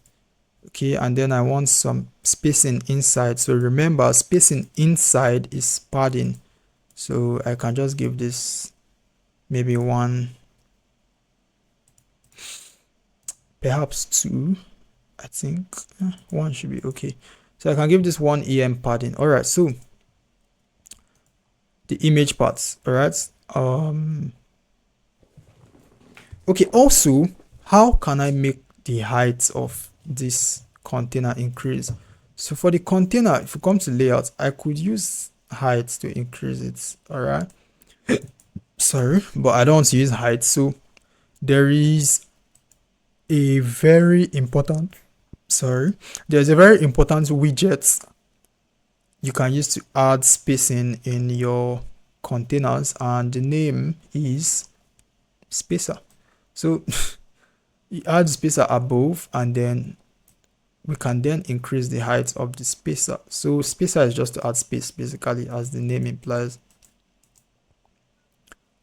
Okay, now back to our container. We want to add a background image. So under style, this time around, not background, come to background overlay. Okay, so if you want to add background images, come to background overlay. Background type, click classic. Now you see image here, so select an image, and I'm going to upload the image for our background. So I have 3 images. Okay, so this is the one with the lights. All right, so lights, select. All right, now notice the way the image displays. It's more centralized and compact, but currently this is out of proportion. So when you insert an image as the background image, you also have other settings to play around with. So for instance, first and important, we have position. Position is how the image is positioned inside the container. So we want to use center. So if you play around with this, notice how it's moving. You can also set custom, so you can use sliders to move it. Okay, but I want the center. All right, and then second one, repeats, no repeats, and then display size. So how does this image fit itself into the container? So display size, I want to use cover. Okay, so if you play around with display sizes, you see what they do. So cover means the image should cover the entire container as much as it can, but maintain a proper aspect ratio. So if I put this on contain, or let's say custom, and I reduce its size, notice what is happening. So let's assume our background was blue, so you get a better idea of what is going on. So the background overlay, all right, if I increase the size of the background image, see what is going on. If I put this on contain, it puts the image in the aspect ratio of the image to just fit itself inside.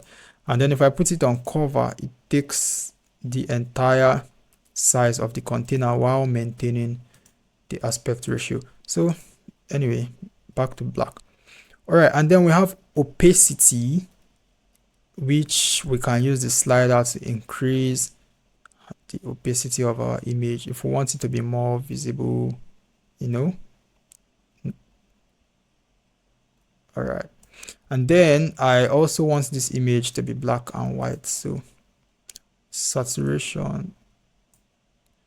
All right, and my opacity should be 0.5. Okay, so my spacer should be like 400, I think. Yep.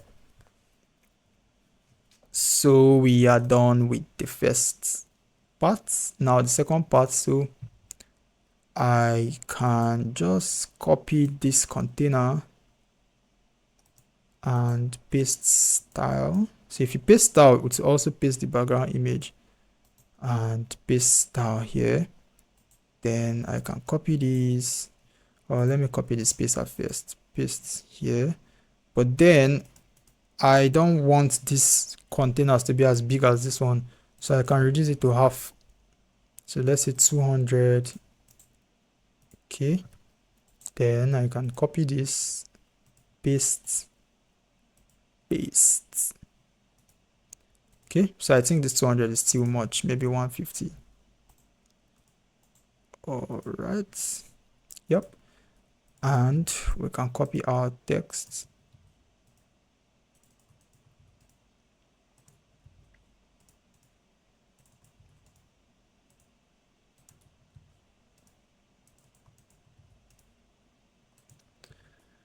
All right, and then for our images, style, background overlay. Okay, select. Right, background overlay.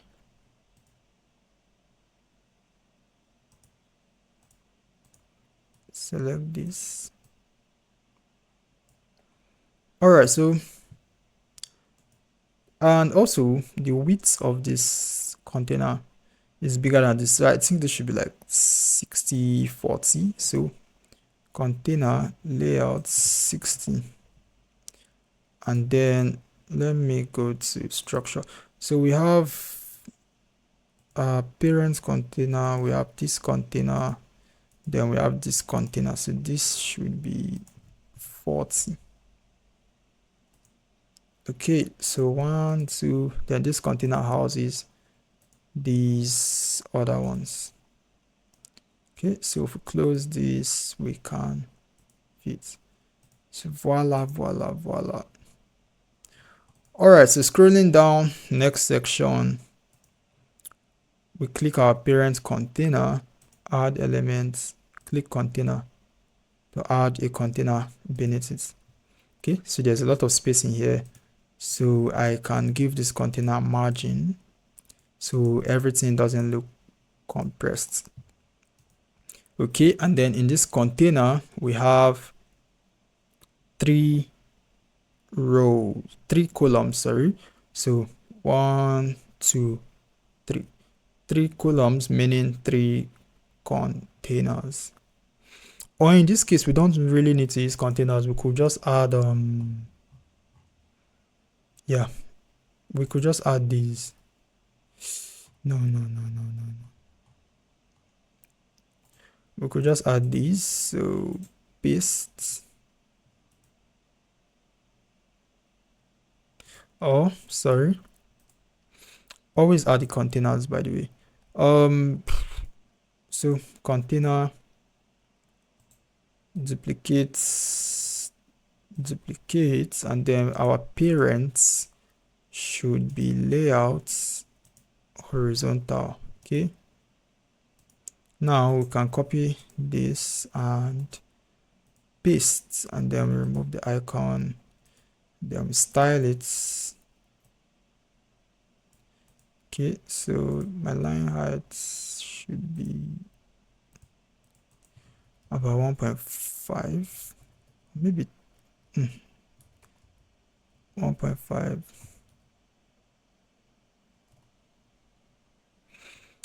Or maybe 1.6. So where we are, click on it, scroll up, contents, paste the title.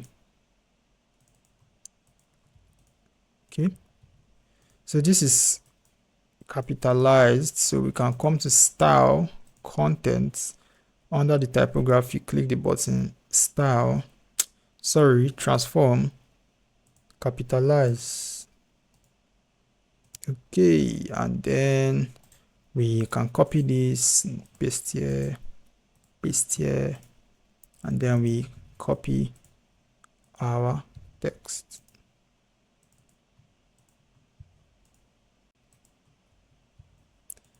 Okay, how we work.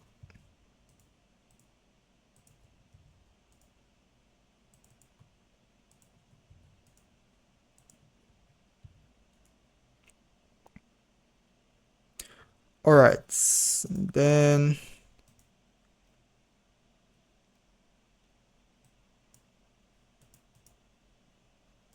okay, so content spacing, I can increase this more. Okay, so we are done. All right, one last thing. I want gaps. I want these columns to have more gaps. So I can change this to EM and maybe give them 3 EM gaps. Okay, so we're done with our first section. So remember, when you're done with your first section, you optimize for mobile. Also, there's spacing here. So this container margin EM, I want to increase this to 3. Okay, so mobile, let's go. So for our mobile, this height is too much, so I can reduce this to maybe 150. Okay, and then I don't want this container to have much padding. Okay, or I can just clear it. Sorry.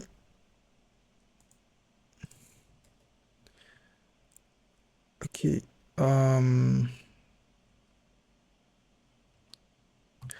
okay, so this container, the gaps, I don't want it to have much gaps, so I can put this as 2 or 1.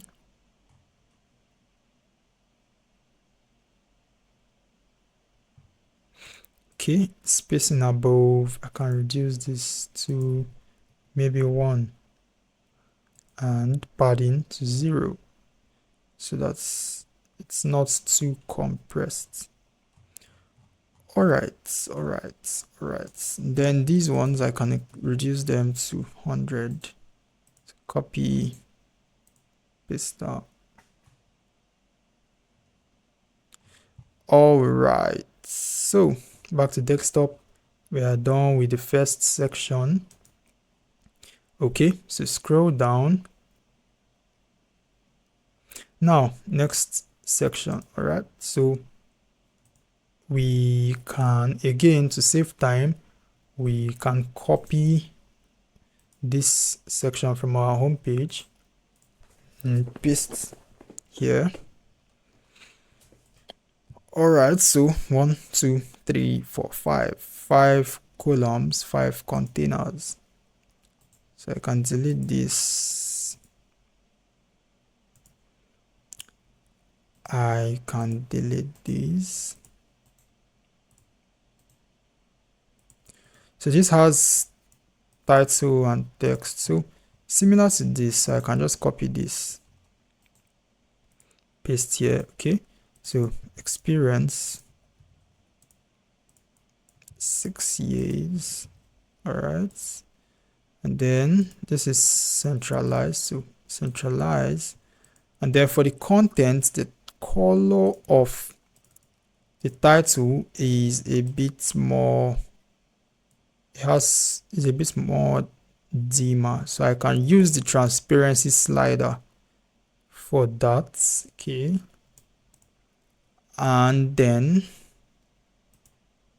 I can copy this here, and then we can duplicate. So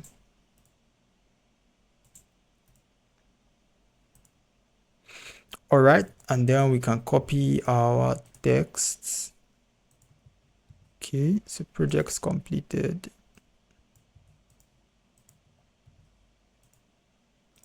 Team.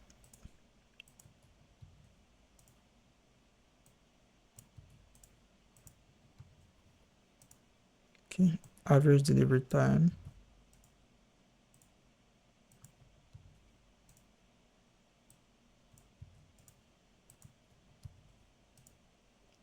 Satisfaction rates.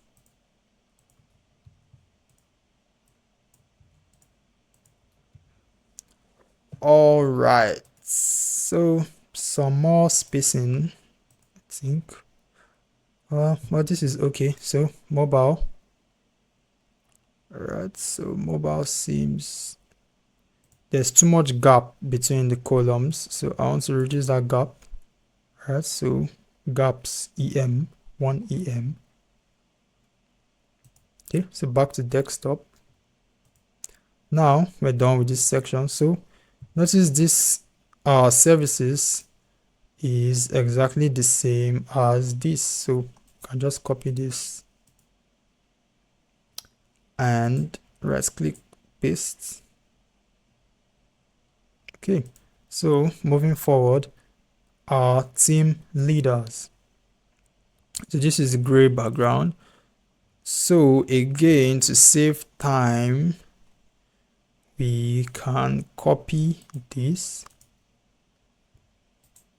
and paste. All right, so team, our leaders. Okay, so 1, 2, 3. All right, so we can delete this. We can delete this. So 1, 2, 3. We can also just easily use a grid. So I can delete this. So select the parents container, add elements, grid. So this is just one row, so we can reduce this to one row, and then 3 columns, so 3 containers. So then we add elements in our grid. So we add one container first, okay, and then this design here is similar to what we did here. So we can copy the spacer. Okay, first of all, we can copy the container, so we can just paste the style in this container since it is similar. Okay, and then we can copy our spacer, paste, and then we can copy the text or the icon box, paste. Okay, so CEO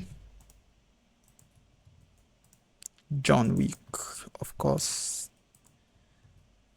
you need a badass CEO for your company, so why not John Wick? So anyway, increase the spacer to about 200 pixels. All right, click our container so we can change the image of our John Wick. So background overlay, select image. So I'm going to upload the images.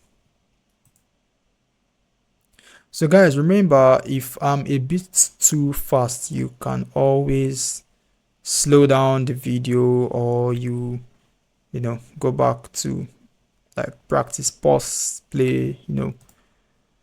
Anyway, John Wick, select. All right, so I want to position this image in a way that it starts from exactly the top of where the image is supposed to be. So instead of positioning center, this time around I'll position it top center. Okay, and I think the spacer can be 250. All right, and then I can duplicate this. So our COO, Lara Croft. Okay, and then our lead designer, Da Vinci. All right, so column, style, background overlay. So choose image, select, then for Da Vinci, style, background overlay, choose image, select. All right, so that is it for our about page. Remember, this is a footer, and this is a header. So this, our footer and header remain the same across the entire website, right? So we don't have to design it directly in the page yet. So when we get to creating that part, you would learn how we're going to approach that. Okay, so this is our about page and it's currently on draft, so publish to save. All right, and then now if I go to my dashboard and I reload, so this is our about page. If I view this in a new tab, okay, so this is it. All right, guys, so we're doing well so far. We're doing very, very well so far. Okay.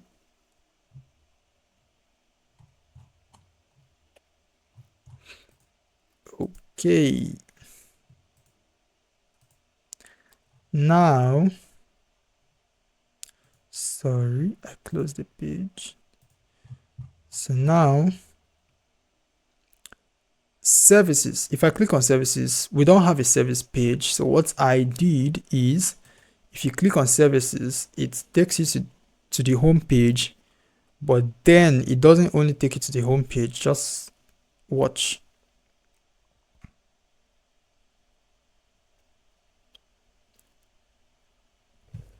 So guys, sorry. So it takes you to the service section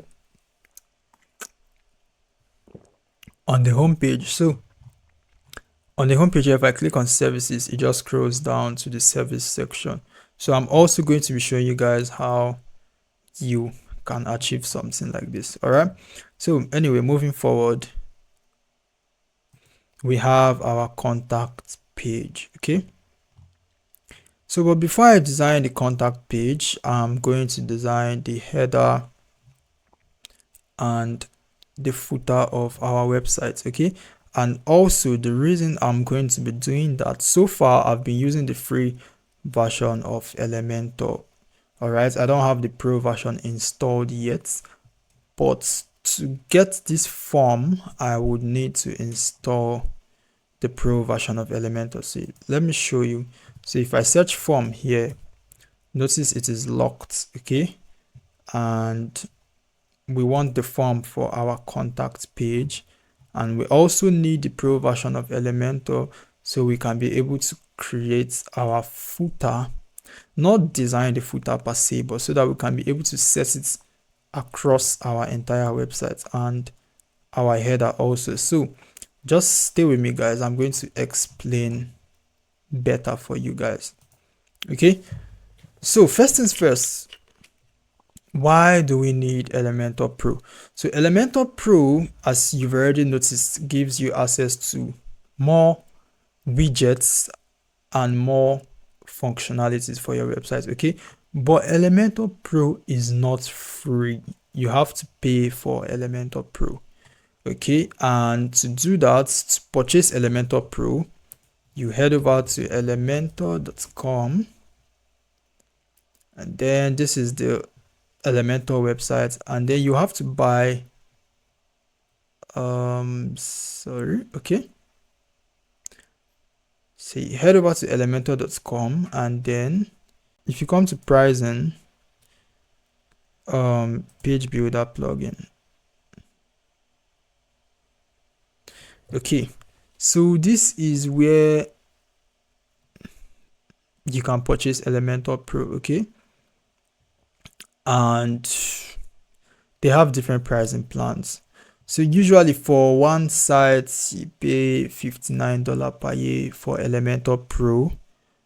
And if you want the plan that you can use the license for 3 sites, you pay $99 per year. And if you want the plan, you can use the license for up to 25 sites. You get the point. So this is for Elementor Pro. All right, and then you can also see some functionalities that it has, so e-commerce features and all that.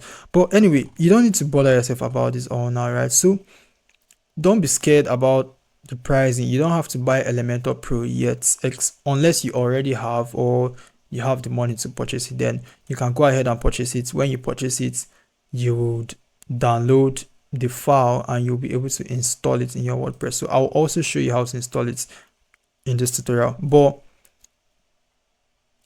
even if you don't have the money to buy Elementor Pro, right? Remember, link in the description to join my free community. So also, I'm going to be giving you guys a free version of Elementor Pro.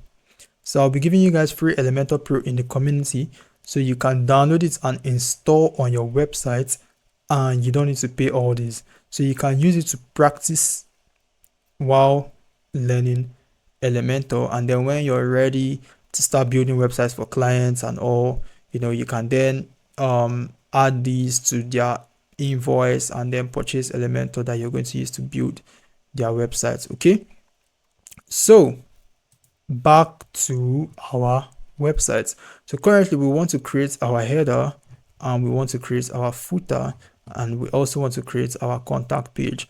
And to do that, we need Elementor Pro, which, like I said, it's going to be in the Telegram group. So you guys can head over there and you'll be able to download Elementor Pro. All right, so now you can pause this video right now, join the group, the community, and download Elementor Pro. Okay, and okay, now I'm assuming you've done that and you've downloaded Elementor Pro. So how do we install Elementor Pro? So we come to plugins, click on add new plugin. Okay, and then you click upload plugin. All right, and then you choose file. So depending on where you stored the file on your computer, you usually see Elementor Pro, the name of the plugin. Okay, and you click open. So we have Elementor Pro. This is the version I'm using currently at the time of recording this video, and then you click install now.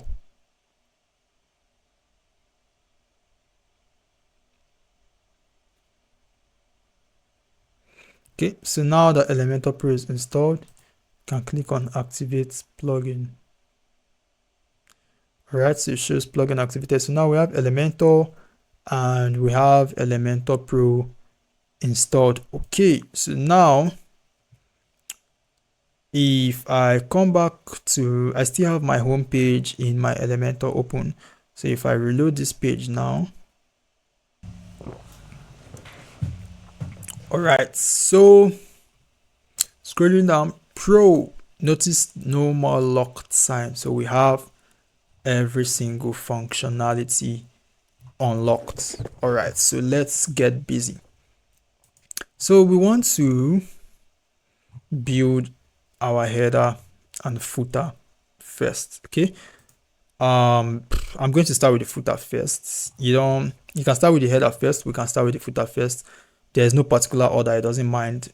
I want to start with the footer first. Okay, so I'm going to scroll down to the bottom of my page. I'm going to build the design of the header and footer in the home page first. So just follow me, guys. Load your home page, edit with Elementor. Okay, and our footer is black. Remember, to save time, I can just copy this container, scroll down, right click, paste. Okay, so 3 columns, 1, 2, 3. Okay, and we also have this other column. Okay, so let me explain layout for you guys again. So this is one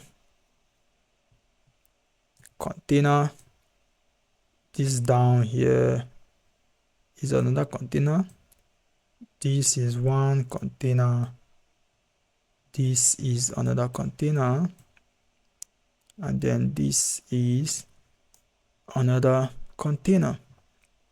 Okay, so let's get busy. So first of all, I'm going to just delete everything here. Okay, so click on our parent container, add element container, and then I would duplicate this. So I want these first 2 containers to be top and bottom. So in our parent container, direction should be top and bottom. So that is this first one and then this second one. Okay, now in the first container we have 1, 2, 3. So add elements container, you can drag and drop. Okay, and then we can duplicate, and then the container housing them, which is the parents of these 3, I change the direction to horizontal. Okay, so now I also want this central container to be bigger than the rest. So the total width is always 100%. So I can make this first one, let's say 30. Okay, and then I can make the second one 40. So 40, 30, 70, leaving us with 30. Okay, so this is 30, 40, 30. All right, now we have contact. So add elements, we can add heading. Okay, contact, I'll just copy that, paste white. I want this to be text, so meaning enter. Okay, and then we have this, so I can duplicate this heading. All right, and then I'll just copy this. So this can be our contact email, hello@whateverstudio.com. So maybe our website is this, hello@amazingcreatorstudio.com. Okay, and then if you want it underlined like this, you can under style, typography, edit, style, decoration, underline. Okay, and then we can increase the font size a little bit.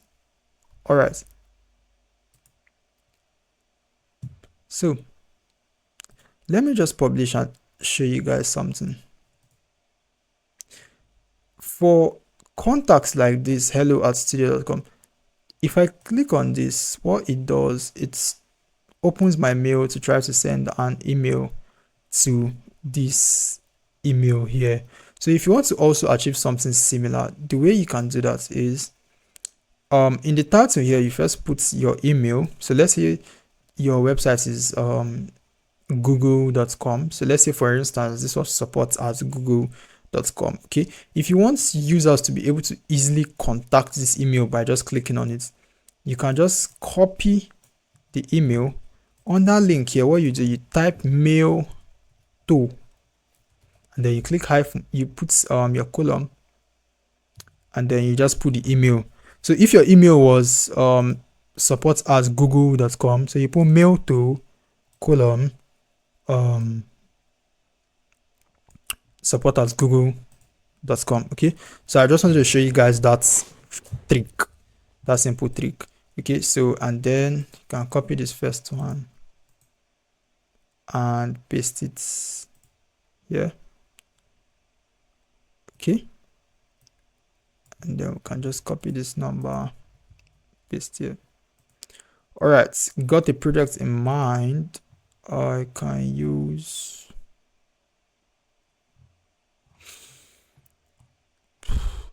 this copy, paste. Okay, so I'll copy this text, paste, centralize. Let me reduce the size to like 3 or maybe 2.5. Okay, and then this button, so we have a similar button already, so we can just copy,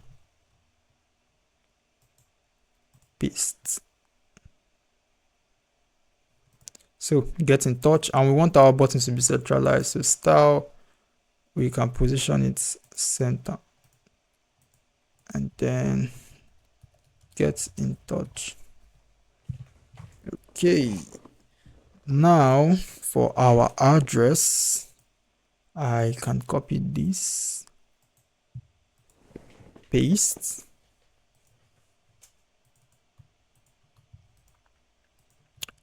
Okay, so I want the text to be aligned to the right. So style, alignment, right, and then social icons. So there is a widget for that. So add elements, search widgets. If you search social, you can just drag and drop this here. Okay, and alignment also to the right. So right, Facebook, X or Twitter, whatever, Instagram. So Facebook, Twitter, and you can search for Instagram here. So Instagram, insert. All right, and then styling time. So we can change this color custom. So the primary color is usually this background color. So we can change this to black. All right, and then the size, we can change the size.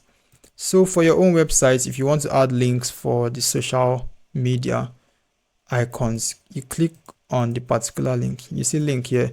So your Facebook, you paste your Facebook profile link. Same with Instagram, same with Twitter. Okay, so one last thing. I want my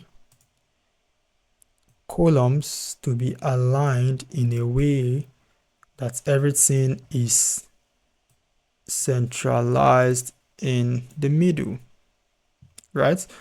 So how do we achieve that? So coming to Elementor, so all these three columns are inside a parent container. Okay, so we'll click the container, align items center, so everything goes to the center, right? So if you put it bottom, stretch it, if you put it center, yep, so we're done with that. And then we have copyright. So for that, add elements, heading. So I'll just copy this, paste. Okay,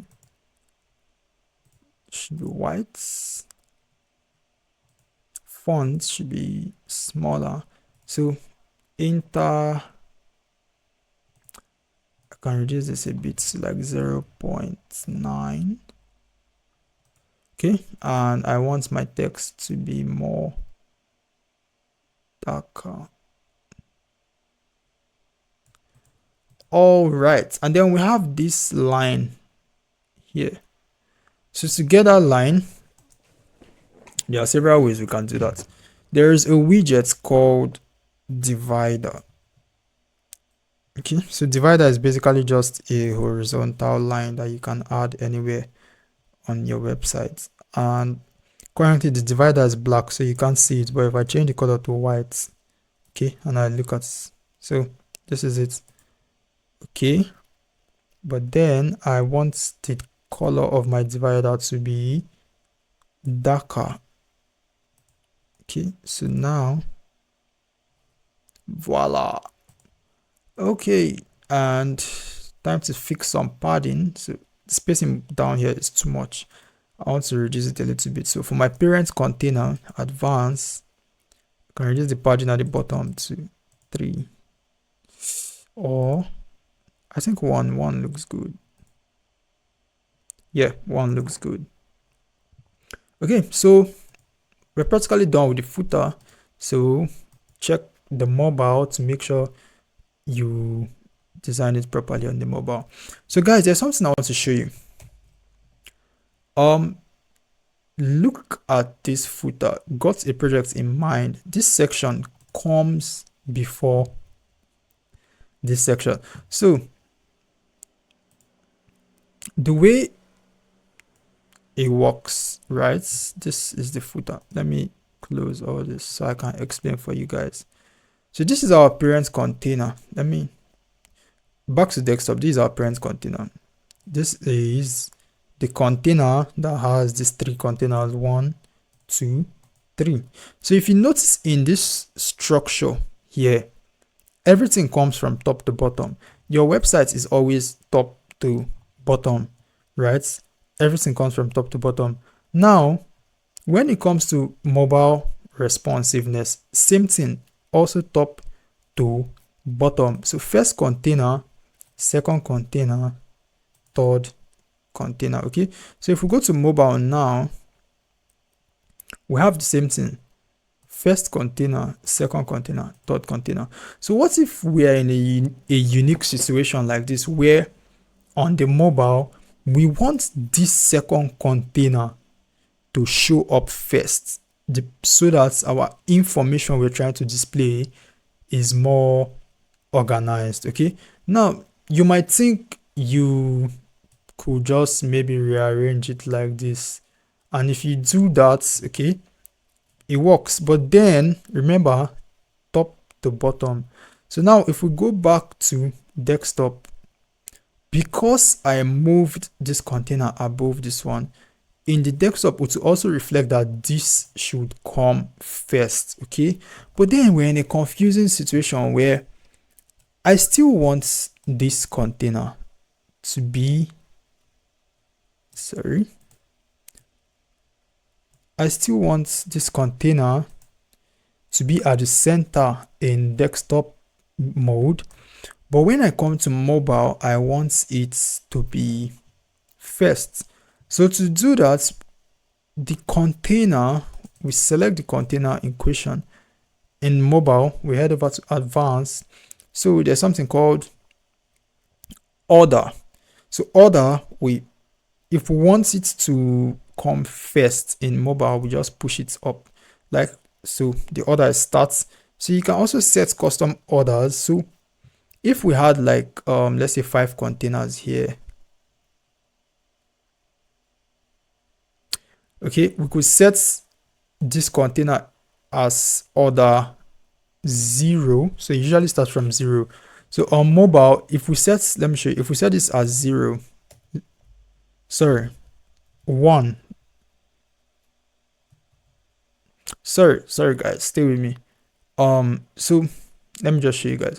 So if we're using custom orders, right, come to advanced, the first container, if we set the order as custom 0, we set the second one as 1, and we set the last one as advanced 2. So 0, 1, 2.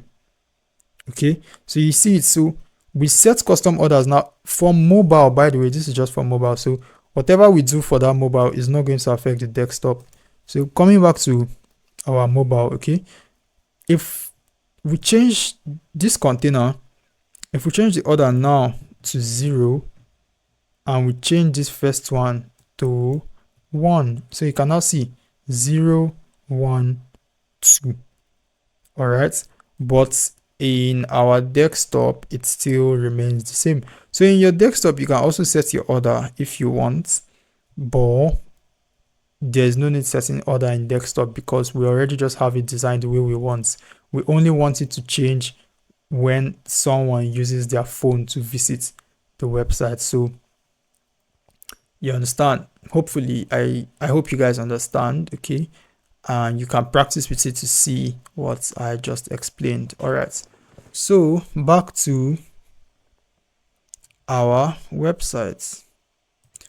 So let us change the styling. So for mobile, align at the center. Okay, style center, style center, and then I want to reduce the size of the email. Okay, so address, center, social icons, alignment, center. Okay, and then I want more gaps between my containers. So parents, where's our parents container? So parents container for the mobile, let's have like 3 EM gaps. Okay, I think my laptop is acting all up. Okay, so more spacing. Okay, all right, and then in this container also, if I want to reduce the spacing between each element, if I come to layout, I can also set like custom gap. Yeah, so if you increase this gap, notice what happens. Okay. All right. All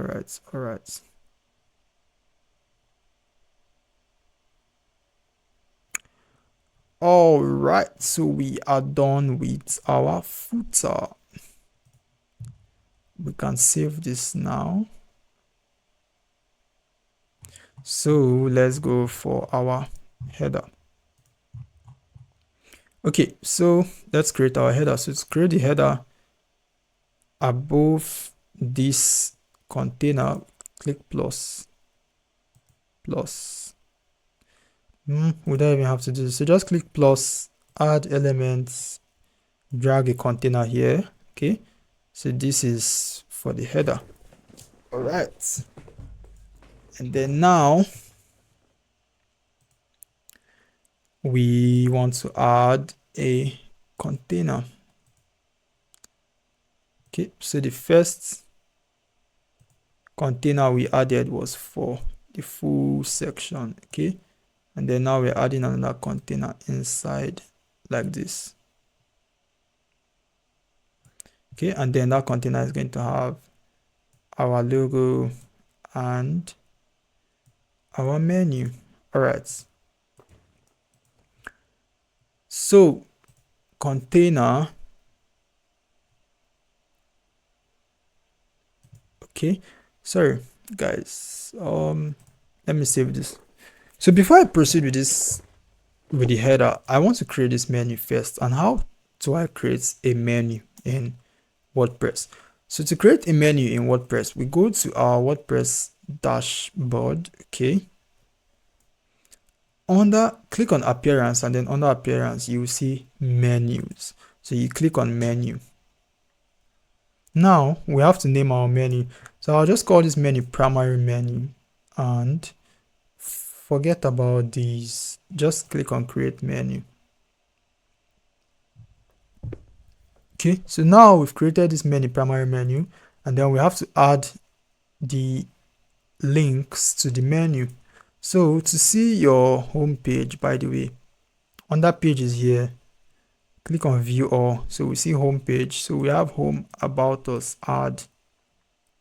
Okay, now we're yet to create contacts, our contact page. And for the services, remember I showed earlier on, if I click on service in my menu, it just links me to the service section of the home page. So I'll also show you guys how you can achieve that. Okay, so home, about us. So to add services is not a page. The services is still on the home page. So I just want it in a way that when a user clicks on services, it scrolls down, or it takes them to the service section. So to do that, add menu items, custom link, where you do your URL.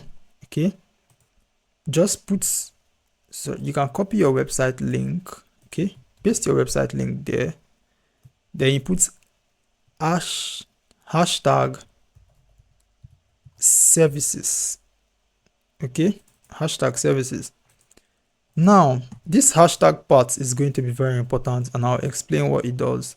Okay, so the text services, so URL is the link, and then the text is what displays here.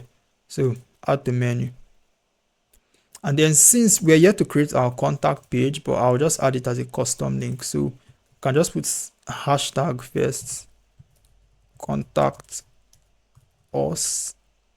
Okay, so the reason I only use hashtag here is because I don't want it to link to anything. Yes, I just want it to display on the menu. Okay, so hope you're following. So contact us, add the menu. All right, so now we have home, about, services, contact us. You can also drag and drop anything here to rearrange. Okay, you can even put sub menus like this. Okay, all right, so now save menu. Okay, so why did I create this menu first? Let me show you guys. So back to our home page in Elementor. To add a menu, there is a widget called menu. So if you search menu, you see WordPress menu. Now, if I drag and drop WordPress menu, it shows there are no menus in your site. Now, remember, I have added a menu, right? But when going through this process, I did not reload this page. This tab was still open. So this current Elementor page has not detected the menu that I created here. Okay, but if I was to reload, sorry, let me save first, publish. Okay, the menu displays here, by the way, but it hasn't detected it here yet. It shows there are no menus on your website. Okay, but if I was to reload, okay, now I've reloaded this page. If I click on my menu, so you can see the menu now showing primary menu.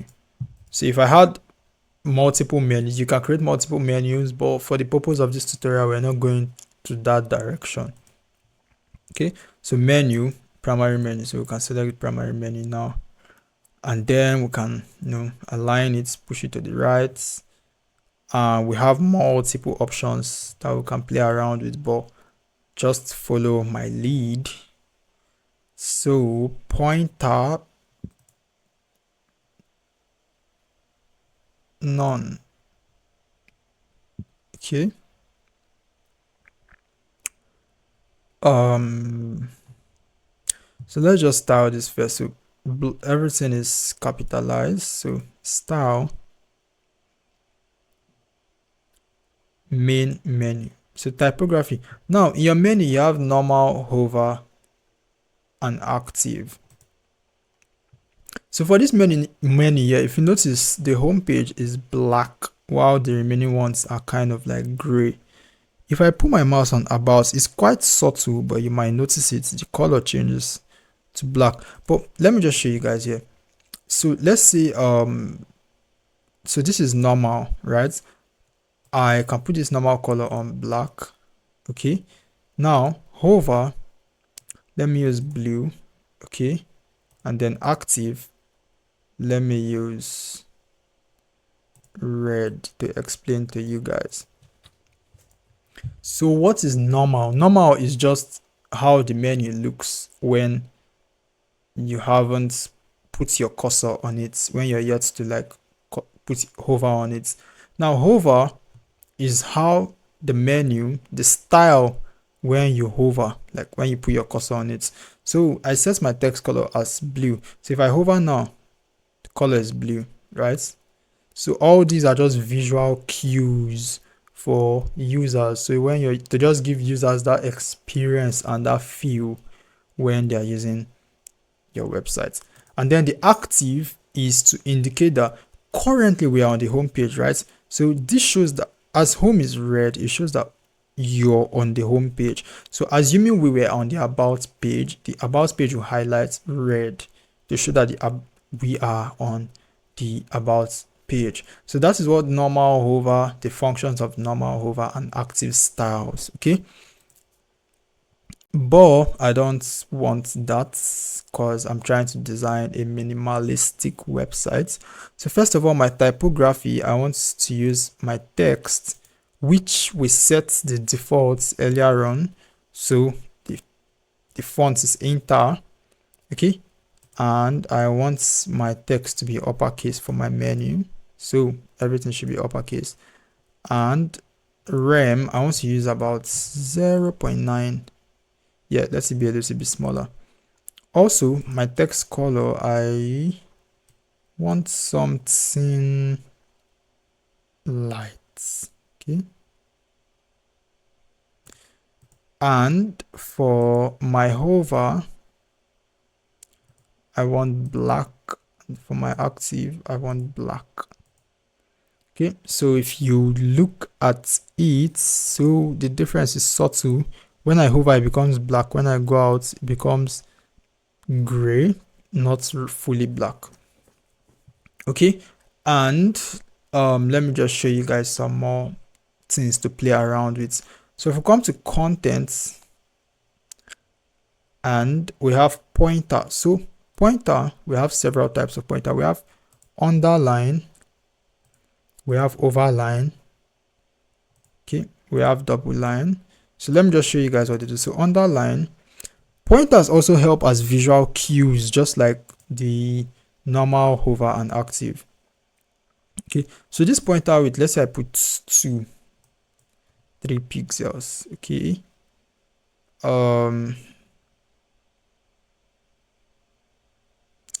when I hover, I want my pointer color to be blue. When it's active, I want my pointer color to be red. So similar to the text, the way I explained earlier on, let me just open this. So when I hover, so look at the pointer, blue. Okay, but for the active page, it is red.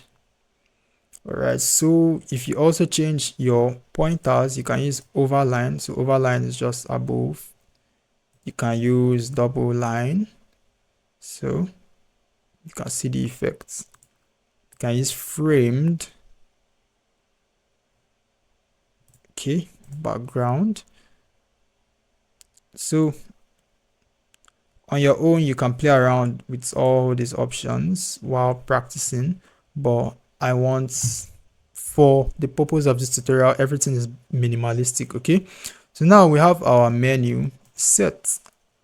Now for our logo. So for your logo, on average, by default, your logo is usually an image. So if you had your logo now, you put the image, okay, and then you resize it. But I don't want to use an image, so I just want to use a text for my logo. All right, so I'll just call this studio, and I want this to be black.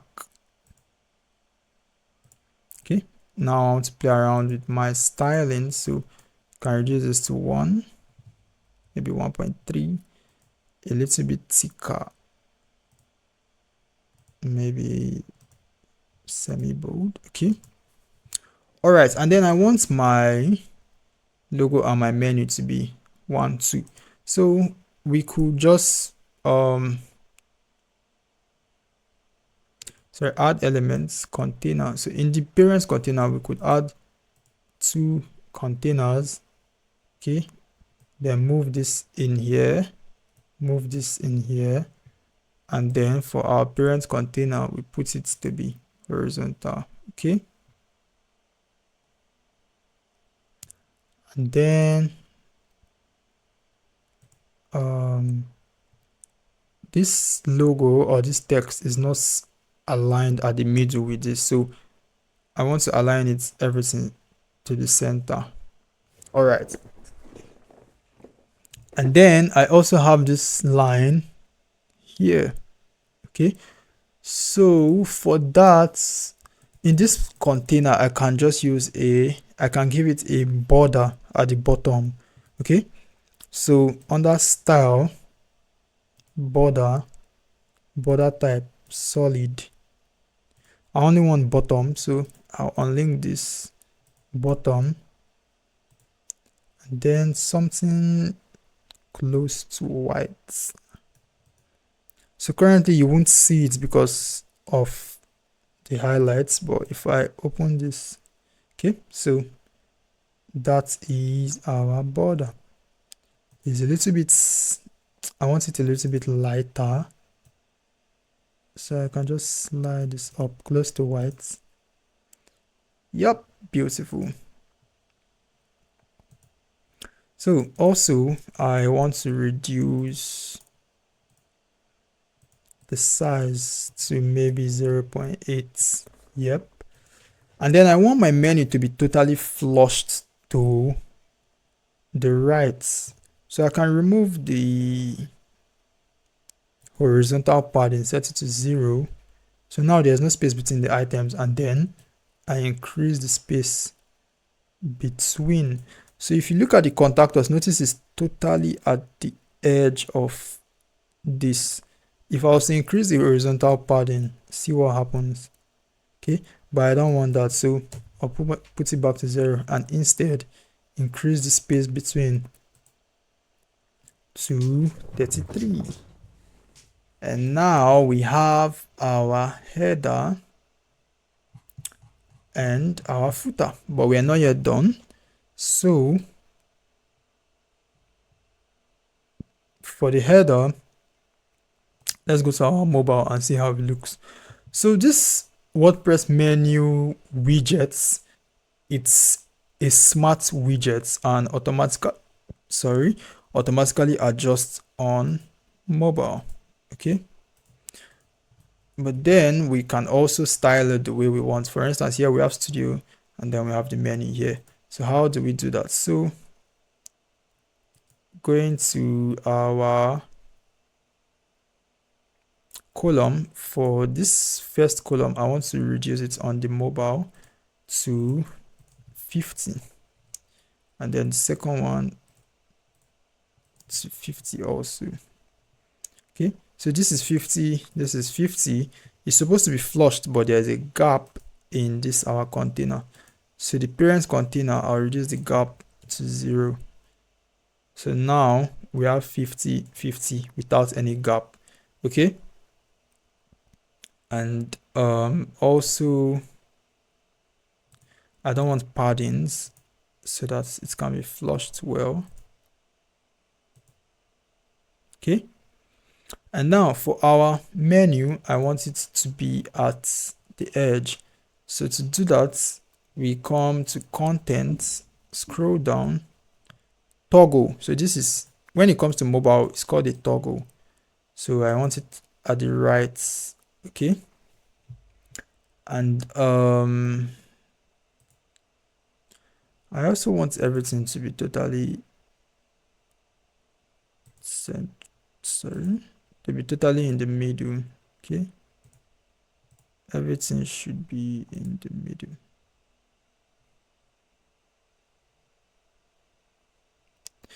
Okay, and then selecting our menu, go to style.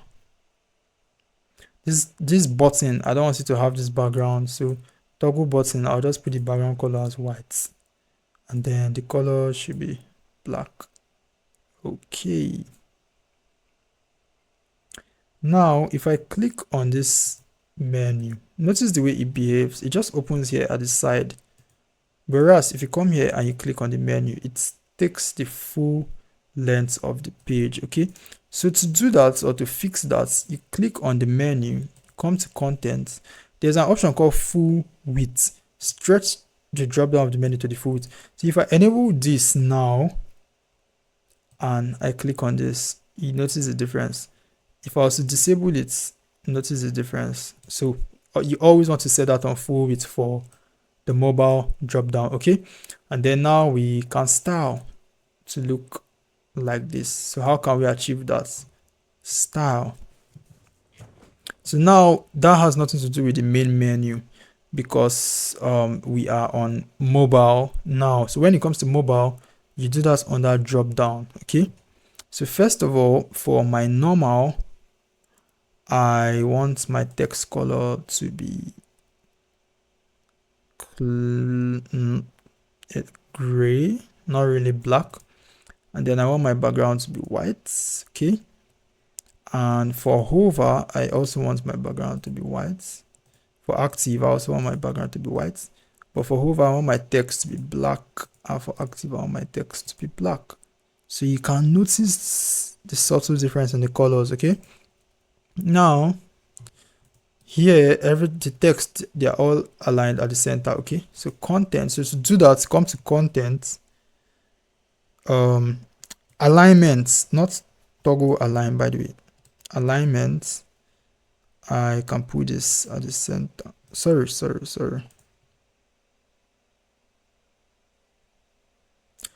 text align, center. All right, and style, so if you want to have these lines in between them like I did here, you do that on the drop down divider.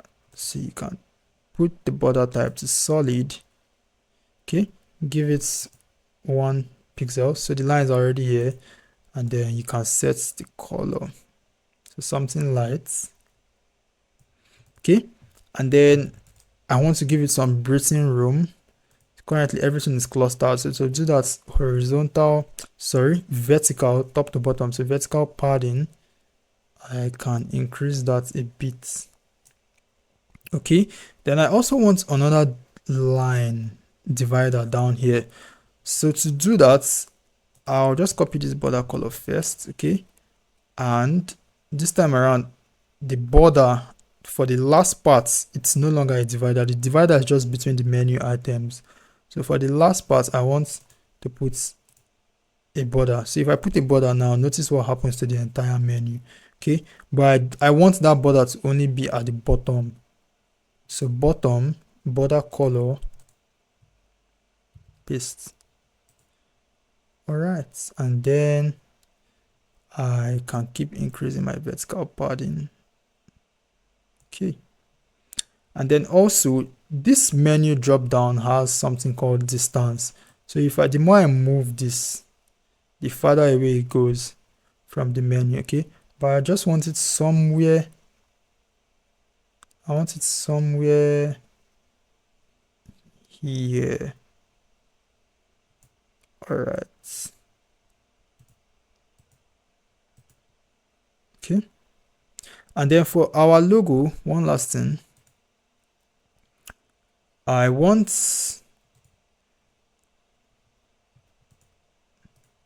when you click on this logo, for instance, on this website, if I come to about page, okay, when you click on this logo, I want it to bring us back to the home page. So to achieve that, you click on your logo, click on it under content, link, okay, you click on dynamic tags, and then you click site URL. So site URL, your website's URL, which is your home page. Okay, so now once you set this link, if you click on it, it's take you to the home page of the website. All right, and that is all for our header. Okay, and if we view our website now, yep, notice our header and our footer is showing, but we are not done. So currently, if I go to the about page, because the menu is working now, notice the header doesn't show here, and there's no footer also. So why is that the case?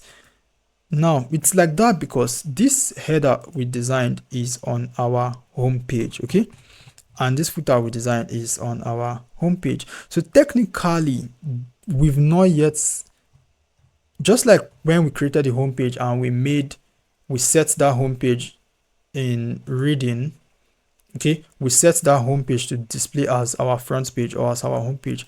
We have to do something similar with this header and with this footer. We have to tell WordPress or Elementor that this design should be the footer, meaning it should display across every page on my website. I want this footer to be on every page of my website, and I want this header to be on every page of my website. And how can we go about achieving that? Okay, so that is where the Elementor Pro comes in. So currently we've still just been designing regularly, okay, and Elementor Pro gives us a function called theme builder. All right, now how do we use theme builder? So to use theme builder, the Elementor icon here, you click on Elementor icon, okay, click on theme builder. Now when you click on theme builder, it's going to load the theme builder page, and you'll see start customizing every part of your website. So you see header, footer, and some other ones, so your error page and some other things. These are more advanced, okay. For the purpose of this course, we're only dealing with our header and footer. So now I want to create my header and my footer. We've already designed the header and footer, but we need to set it as our header and footer, okay. So you come to a header here, so to show you no templates found, okay, now add new, but I'm going to right click and I'll open this in a new tab. I always like opening in a new tab because it makes my workflow easier. All right, and there are some defaults headers that you can insert. So if you're building a website and you don't really have time to do much, for instance, let's say this one, I can just click on insert, but before you insert, you have to connect to Elementor template library, which will require you having an account and all that stuff. So but anyway, the purpose of this tutorial is to learn how to build everything by ourselves without using templates. Okay, so this is Elementor header. All right, so now we're meant to design our header here. Okay, but then before I come back to header, footer, come back to footer. In theme builder, same thing, add new, right click, open link in new tab. Okay, so you give it some time to load, and then yeah, it's also show you some templates, but again, we are learning how to build by ourselves without using templates. So close. All right, so we have Elementor footer, and then if you scroll down, you see where you can add widgets. Okay, now theme builder, I'm going to close this. Now we already have our header designed and we already have our footer designed. So what we're going to do, we just copy the sections or the container. So copy, I come to my header. Remember, I opened this in a new tab, so I'll just paste it here. Okay, and then I can delete it from here. So scroll down, same thing in footer. I'll copy, come to the tab of my footer, Elementor footer, scroll down, paste. Okay, and I can also delete this from here. So this is the home page, by the way. So back to the header. We've designed the header and I've copied it and pasted it here now. Okay, so I'm going to click on publish. So to show you where do you want to display your templates. All right, so the design we created for the header is now the header template. So what you're going to do, you just click on add condition and to show entire site, meaning this design we made, we want it to display on our entire website as our header. Okay, so let me just show you that again. So add condition, it just shows entire sites, and then you click save and close. All right, so now we've saved. So coming back to the footer, same thing, publish. Where do you want to display your template? Add condition, entire sites, save and close. Okay, now let's open our websites in a new tab. Okay, so this is our homepage. Publish. I didn't save the changes to the homepage, so let me save that and reload. Okay, so now I deleted the header we designed from the homepage, and I also deleted the footer from the homepage. But at the same time, I set the header in the Elementor header template that we created from Theme Builder. So please just follow me here. Don't be confused. You can take your time to rewatch and all that. Okay. So we also saved our footer from the Theme Builder. But coming to the homepage now, our header and our footer is not showing, despite the fact that we've set it, we've told Elementor now that we want this to be our header across our entire website, and we want this to be our footer across our entire website. But there's a problem now. I'm on the home page and the header is not displaying, okay, and the footer is not displaying. So the reason why it is like that is because of the page settings for this particular page. Okay, remember, back to my home page on Elementor. Remember, when we began working on our page, there was a setting. If you come to page settings here, under page layouts, it was on default, but we changed this to Elementor canvas, which basically makes the page a blank canvas. So Elementor canvas as a page layout is not going to display a header and footer, unless you manually design the header in the page like we previously did. Okay, but now that we've set our header to show across our entire website, right, we also want that header to display on this home page. So page settings, page layout. Okay, we're going to change this page layout now to Elementor full width. So what the difference in the page layout between full width and canvas is that full width displays header, all right, and footer. And now notice if I hover my mouse now, it shows header, and if I hover my mouse now, it shows footer. So meaning that the footer now and the header are now displaying on this page, but at the same time they are separate parts. Like they are their own, they are parts of their own. They are not really on the page itself. Okay, so quickly again, if I come back to page settings, if I change this to Elementor canvas,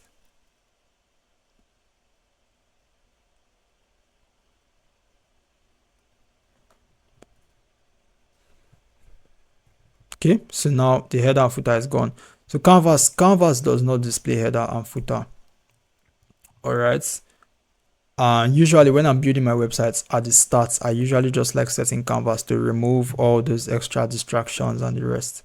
But now that we've set our header and footer, we're going to change this back to our page layout, back to Elementor full width, so that this header that we designed and set as our header and the footer also are now going to be able to display on our website. And then we can click on publish to save. So now if I come back to my website and I reload, header, okay, so the header displays now and the footer is also displaying. All right, so but now if I go to my about page, still no header, still no footer. So we have to, coming back to the home page, I can just come here and select about us. Okay,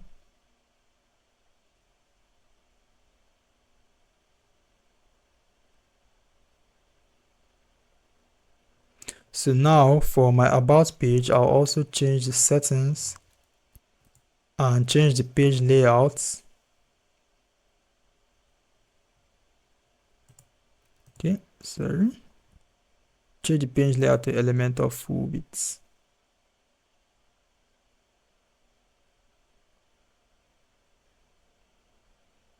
All right, so it's going to just load and then header, footer.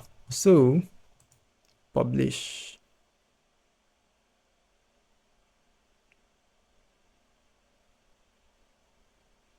All right, so now back to the about page. If I reload,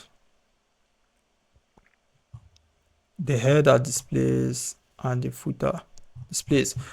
So we've successfully created our header and footer. So I can close this header now. So let me show you guys the beauty of creating header and footer.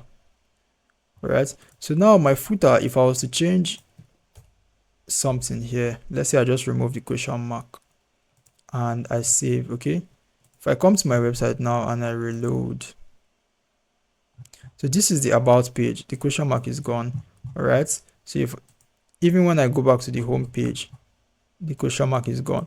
This is because the footer is just one part that displays across the entire website. So any change you make here is also going to change across the entire website. So let me close this footer part now. So if you want to make changes to your footer and your header, all right, whether if you're, let's go back to our home page. So back to home page.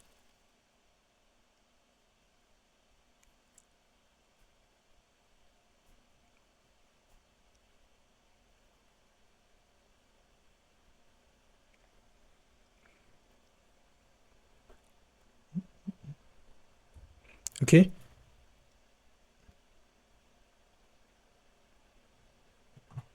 Okay, so our home page is loading now. So if you want to edit your header and footer, all you need to do, no matter the page you're on, if you bring your mouse here, it shows this edit button. So if you just click on footer, okay, it's going to load and enable you edit the footer.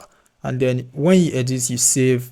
The change you make here is going to display across the entire website. All right, and then when you're done, you can go back to like edit your page.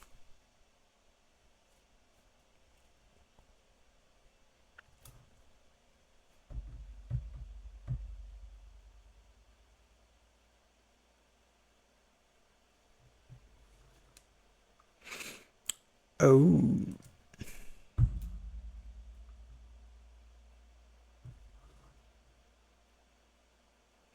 all right, so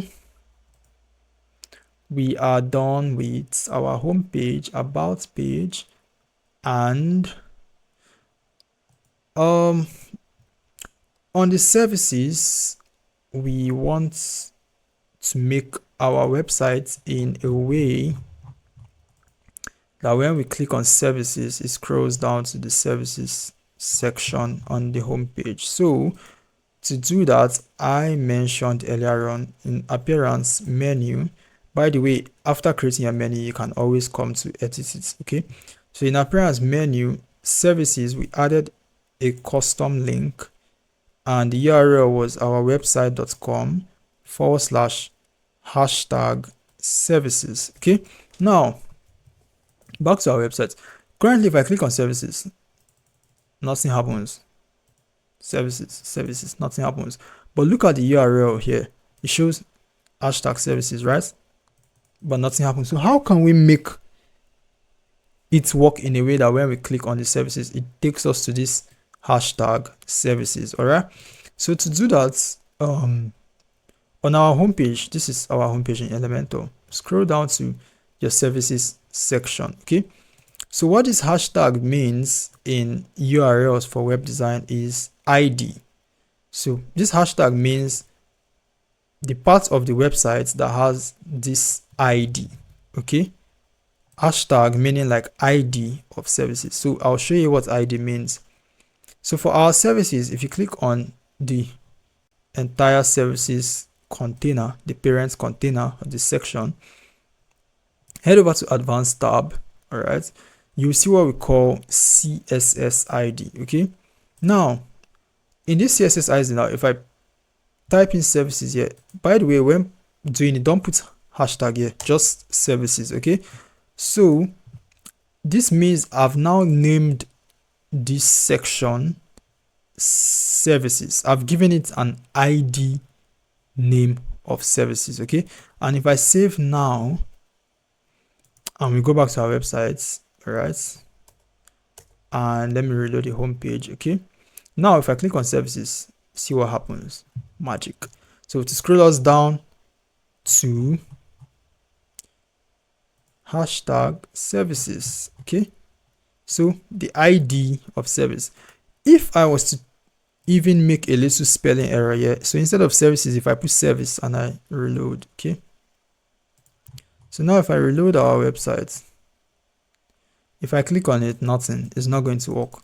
So your spelling also has to be correct for your ID. Okay, so publish. So that is how to achieve that. So services. All right, now we're done with our home page, we're done with our about page. We know how to make the service menu work in case you want to achieve something like this for your website. We're done with our header, we're done with our footer. All that is left is our contact page. Okay, so back to contact page, let's create our contact page. Sorry guys, so let's create our contact page. Okay, so also in Elementor, remember pages, all pages, you can add a new page here. Okay, But if you don't want to add a new page here from your editor, you can also just add a new page here. Okay. But I don't like working like this, so I'll just close this. So I'll reload this. So the page we added, look at here, Elementor page, whatever. But I'll just trash it. So I want to add a new page. So add new page, open a new tab. So contact us. Edit with Elementor.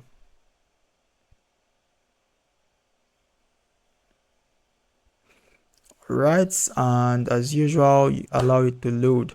Okay, so this contact us that displays here, if in case you notice something like this and you want to get rid of this thing, please always change your page settings to Elementor full width, not default or theme. It's either you're using full width or you're using canvas.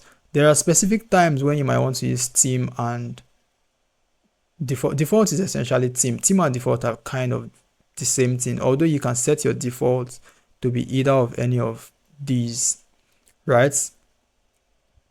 There are unique situations where you might want to use your page layout as theme, but for this course, these are more advanced things. Remember, this is a beginner course, so to get rid of this thing showing here, just change your page layout to Elementor full width.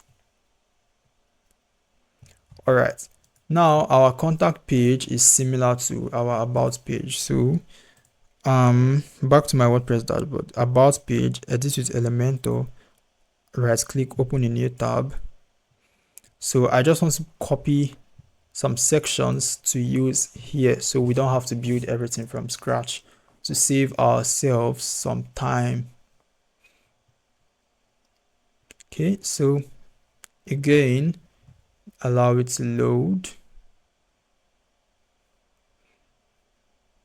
All right, so I'm copying this first section, first container. So copy, contact, right click, paste.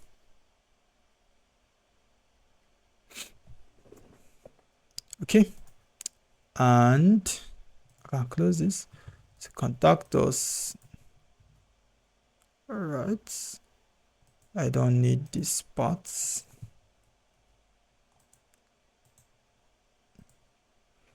Okay, so let's design our contact form. All right, so form, search for form, drag and drop. I want this form in the container.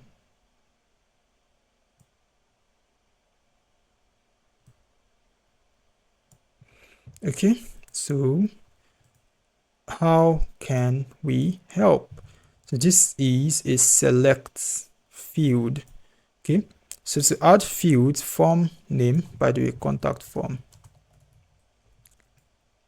So we can add new items or new fields to this form. So click add item. All right, so you can see there are different types of fields. All right, so select label, how can we help? And then you can drag to reposition, drag and drop to reposition.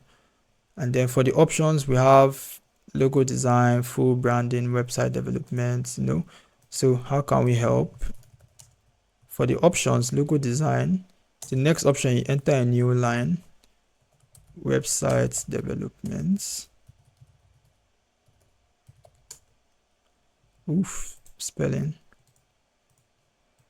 So full branding, digital marketing order. So full branding, digital marketing order.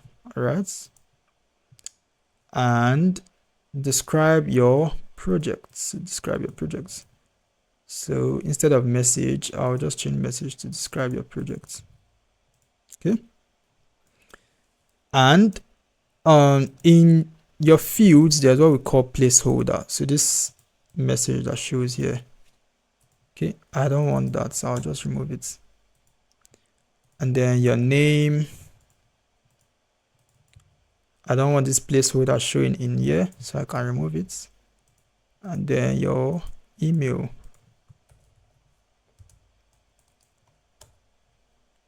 All right, so we are done with creating the layout. So now it's time for the design.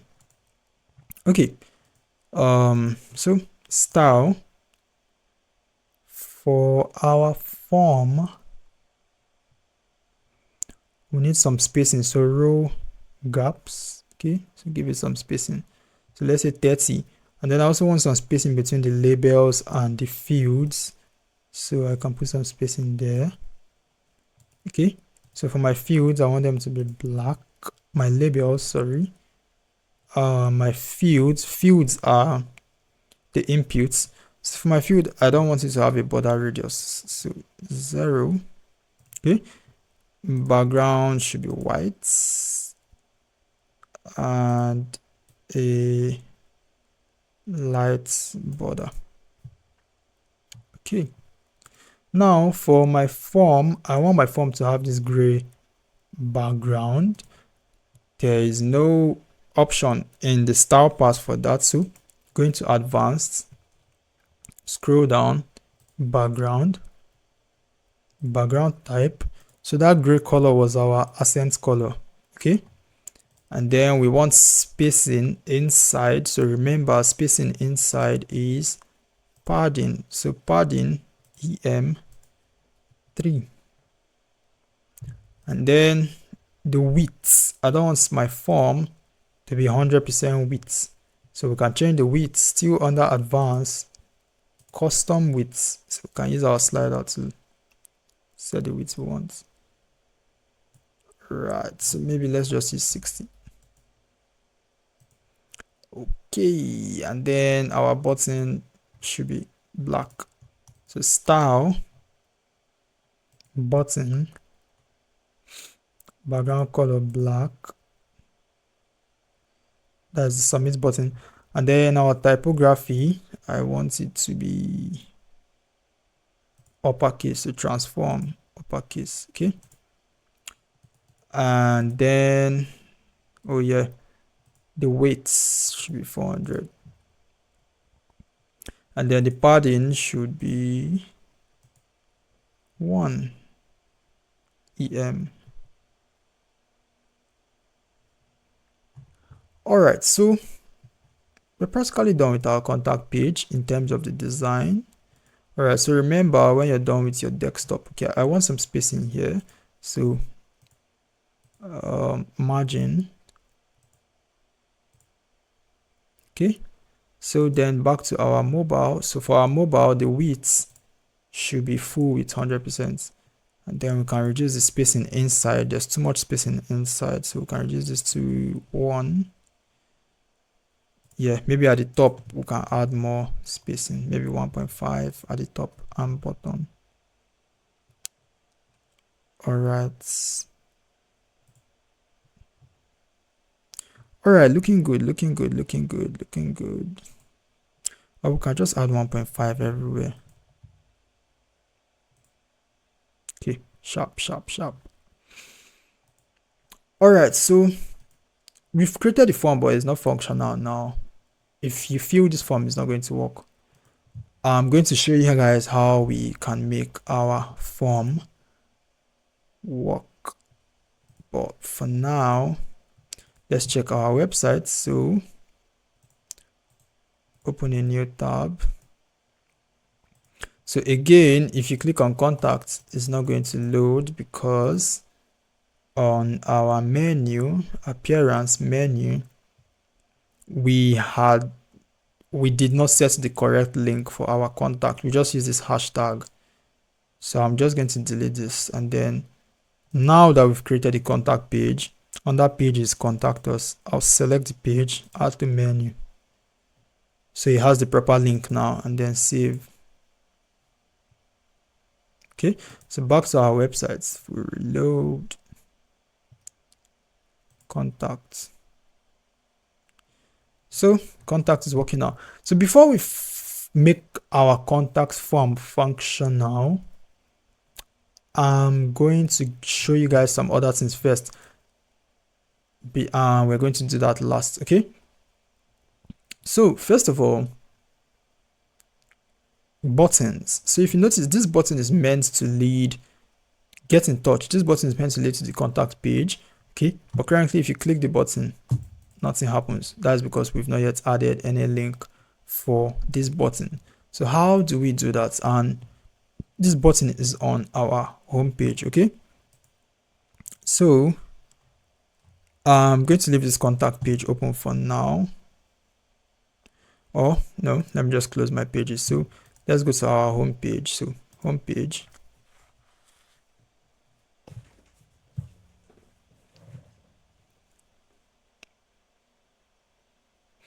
Okay, so time to make our buttons functional. So get in touch. So you click on your button, link.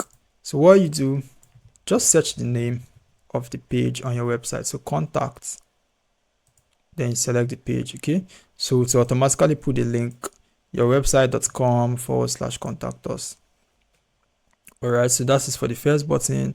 So about us, get to know us.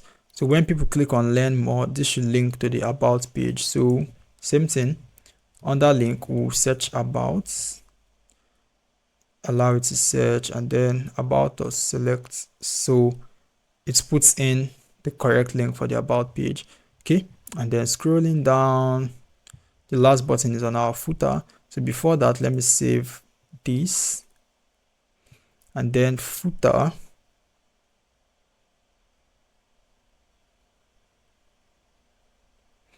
Okay, so got a project in mind, get in touch. So click on the button, get in touch. You also link to contact. So contact us, publish. And now back to editing our page. So the final thing for our home page, this is going to be the icing on the cake before we make our contact form functional. Okay, before that, let's just test. So this is our home page. Okay, so now if you click on get in touch, voila, takes us to the contact page. All right, so back to our home page, scroll down, learn more, takes us to the about page. So everything is functional now. Now the final thing I want to show you guys is how to add animations to your website. So if you notice, if I reload this page, oof, look at the animation. Ooh, most times you don't really need animations for your websites, to be very honest, because many of the time they're just gimmicks. Many websites don't use animations, but just in case, since you're a beginner, I know when I started learning out, I wanted that excitement and all. So I had you guys in mind for that. So I'll show you guys how to do animations. So close. So to do that, come to our home page. So for animations, you can add animations to either individual, like I can add just to this text, or I can add to the entire container. So usually my preferred way of adding animations is to the container, right? I don't want to add one here, add one here, add one here. So I just want this entire container to have an animation. So to do that, click on the container, go to advanced, motion effects, and then you see entrance animation. So you have multiple animations. So my personal favorite is always fading up. So you can see how that looks. So if you test other ones, right, there are so many animations. Okay.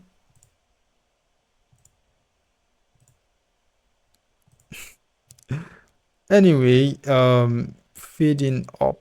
Okay, and then you can set the animation duration, which is basically the speed. So this is slow, this is fast.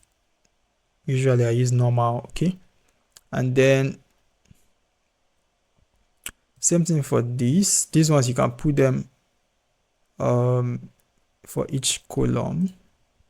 Okay, so I'll select the first column, advanced, motion effects, entrance animation fading up.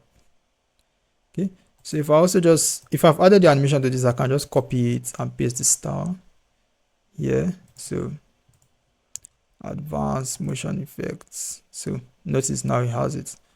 So if I paste the style here also. All right, and then for this container, advanced motion effects, let this one come from the left, so fading left, and then this advanced motion effects, it should come from the right, so fading right. Okay, and yeah, so you can just do the rest by yourself. I'm not going to spend more time doing all that. So if we open our website, voila. So enjoy your animations, but most times when you start building professional websites, you don't really want to add animations, because sometimes animations just slow down the website and give it a weird experience for the users. Okay, but now time for the final part of this course, which is to make our contact form work. So let's say a user visits our website, they're like, okay, they want us to create a website for them, all right, and then they want to describe their projects. I need a business website. Okay, then they fill in their name and they fill in their email.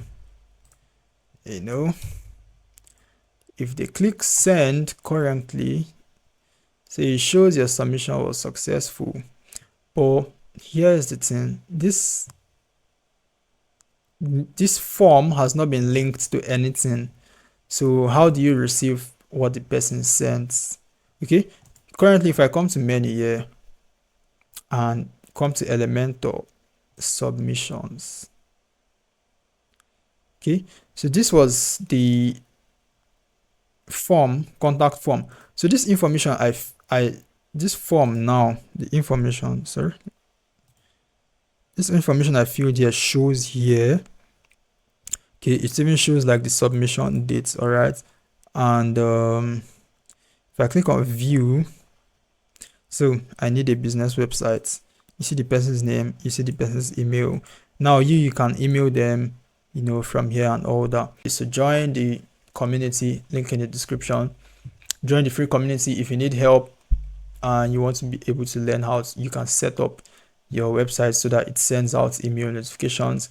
I'll be more than happy to help you out. So I hope you guys have enjoyed this course. Hope you've learned a lot. Hope you've been able to replicate the website and you had fun doing it. All right, but anyway, don't forget to like, subscribe so you can get more tutorials. I'll be pumping more tutorials. If you like this tutorial, more beginner friendly tutorials. So this channel is to help everyone, just like I also learned on YouTube. And don't forget to join my free community, because that is the only place you can ask me questions and I'll be able to answer you. Also drop a comment so that it helps boost this video so that other people can see this video. You can just drop a comment saying thank you or something, or even if you have questions, you can still drop in the comments if you want. Okay, and share with your friends. If you have any friends that are interested in learning web design, share with them. So thank you guys, have a good day, bye.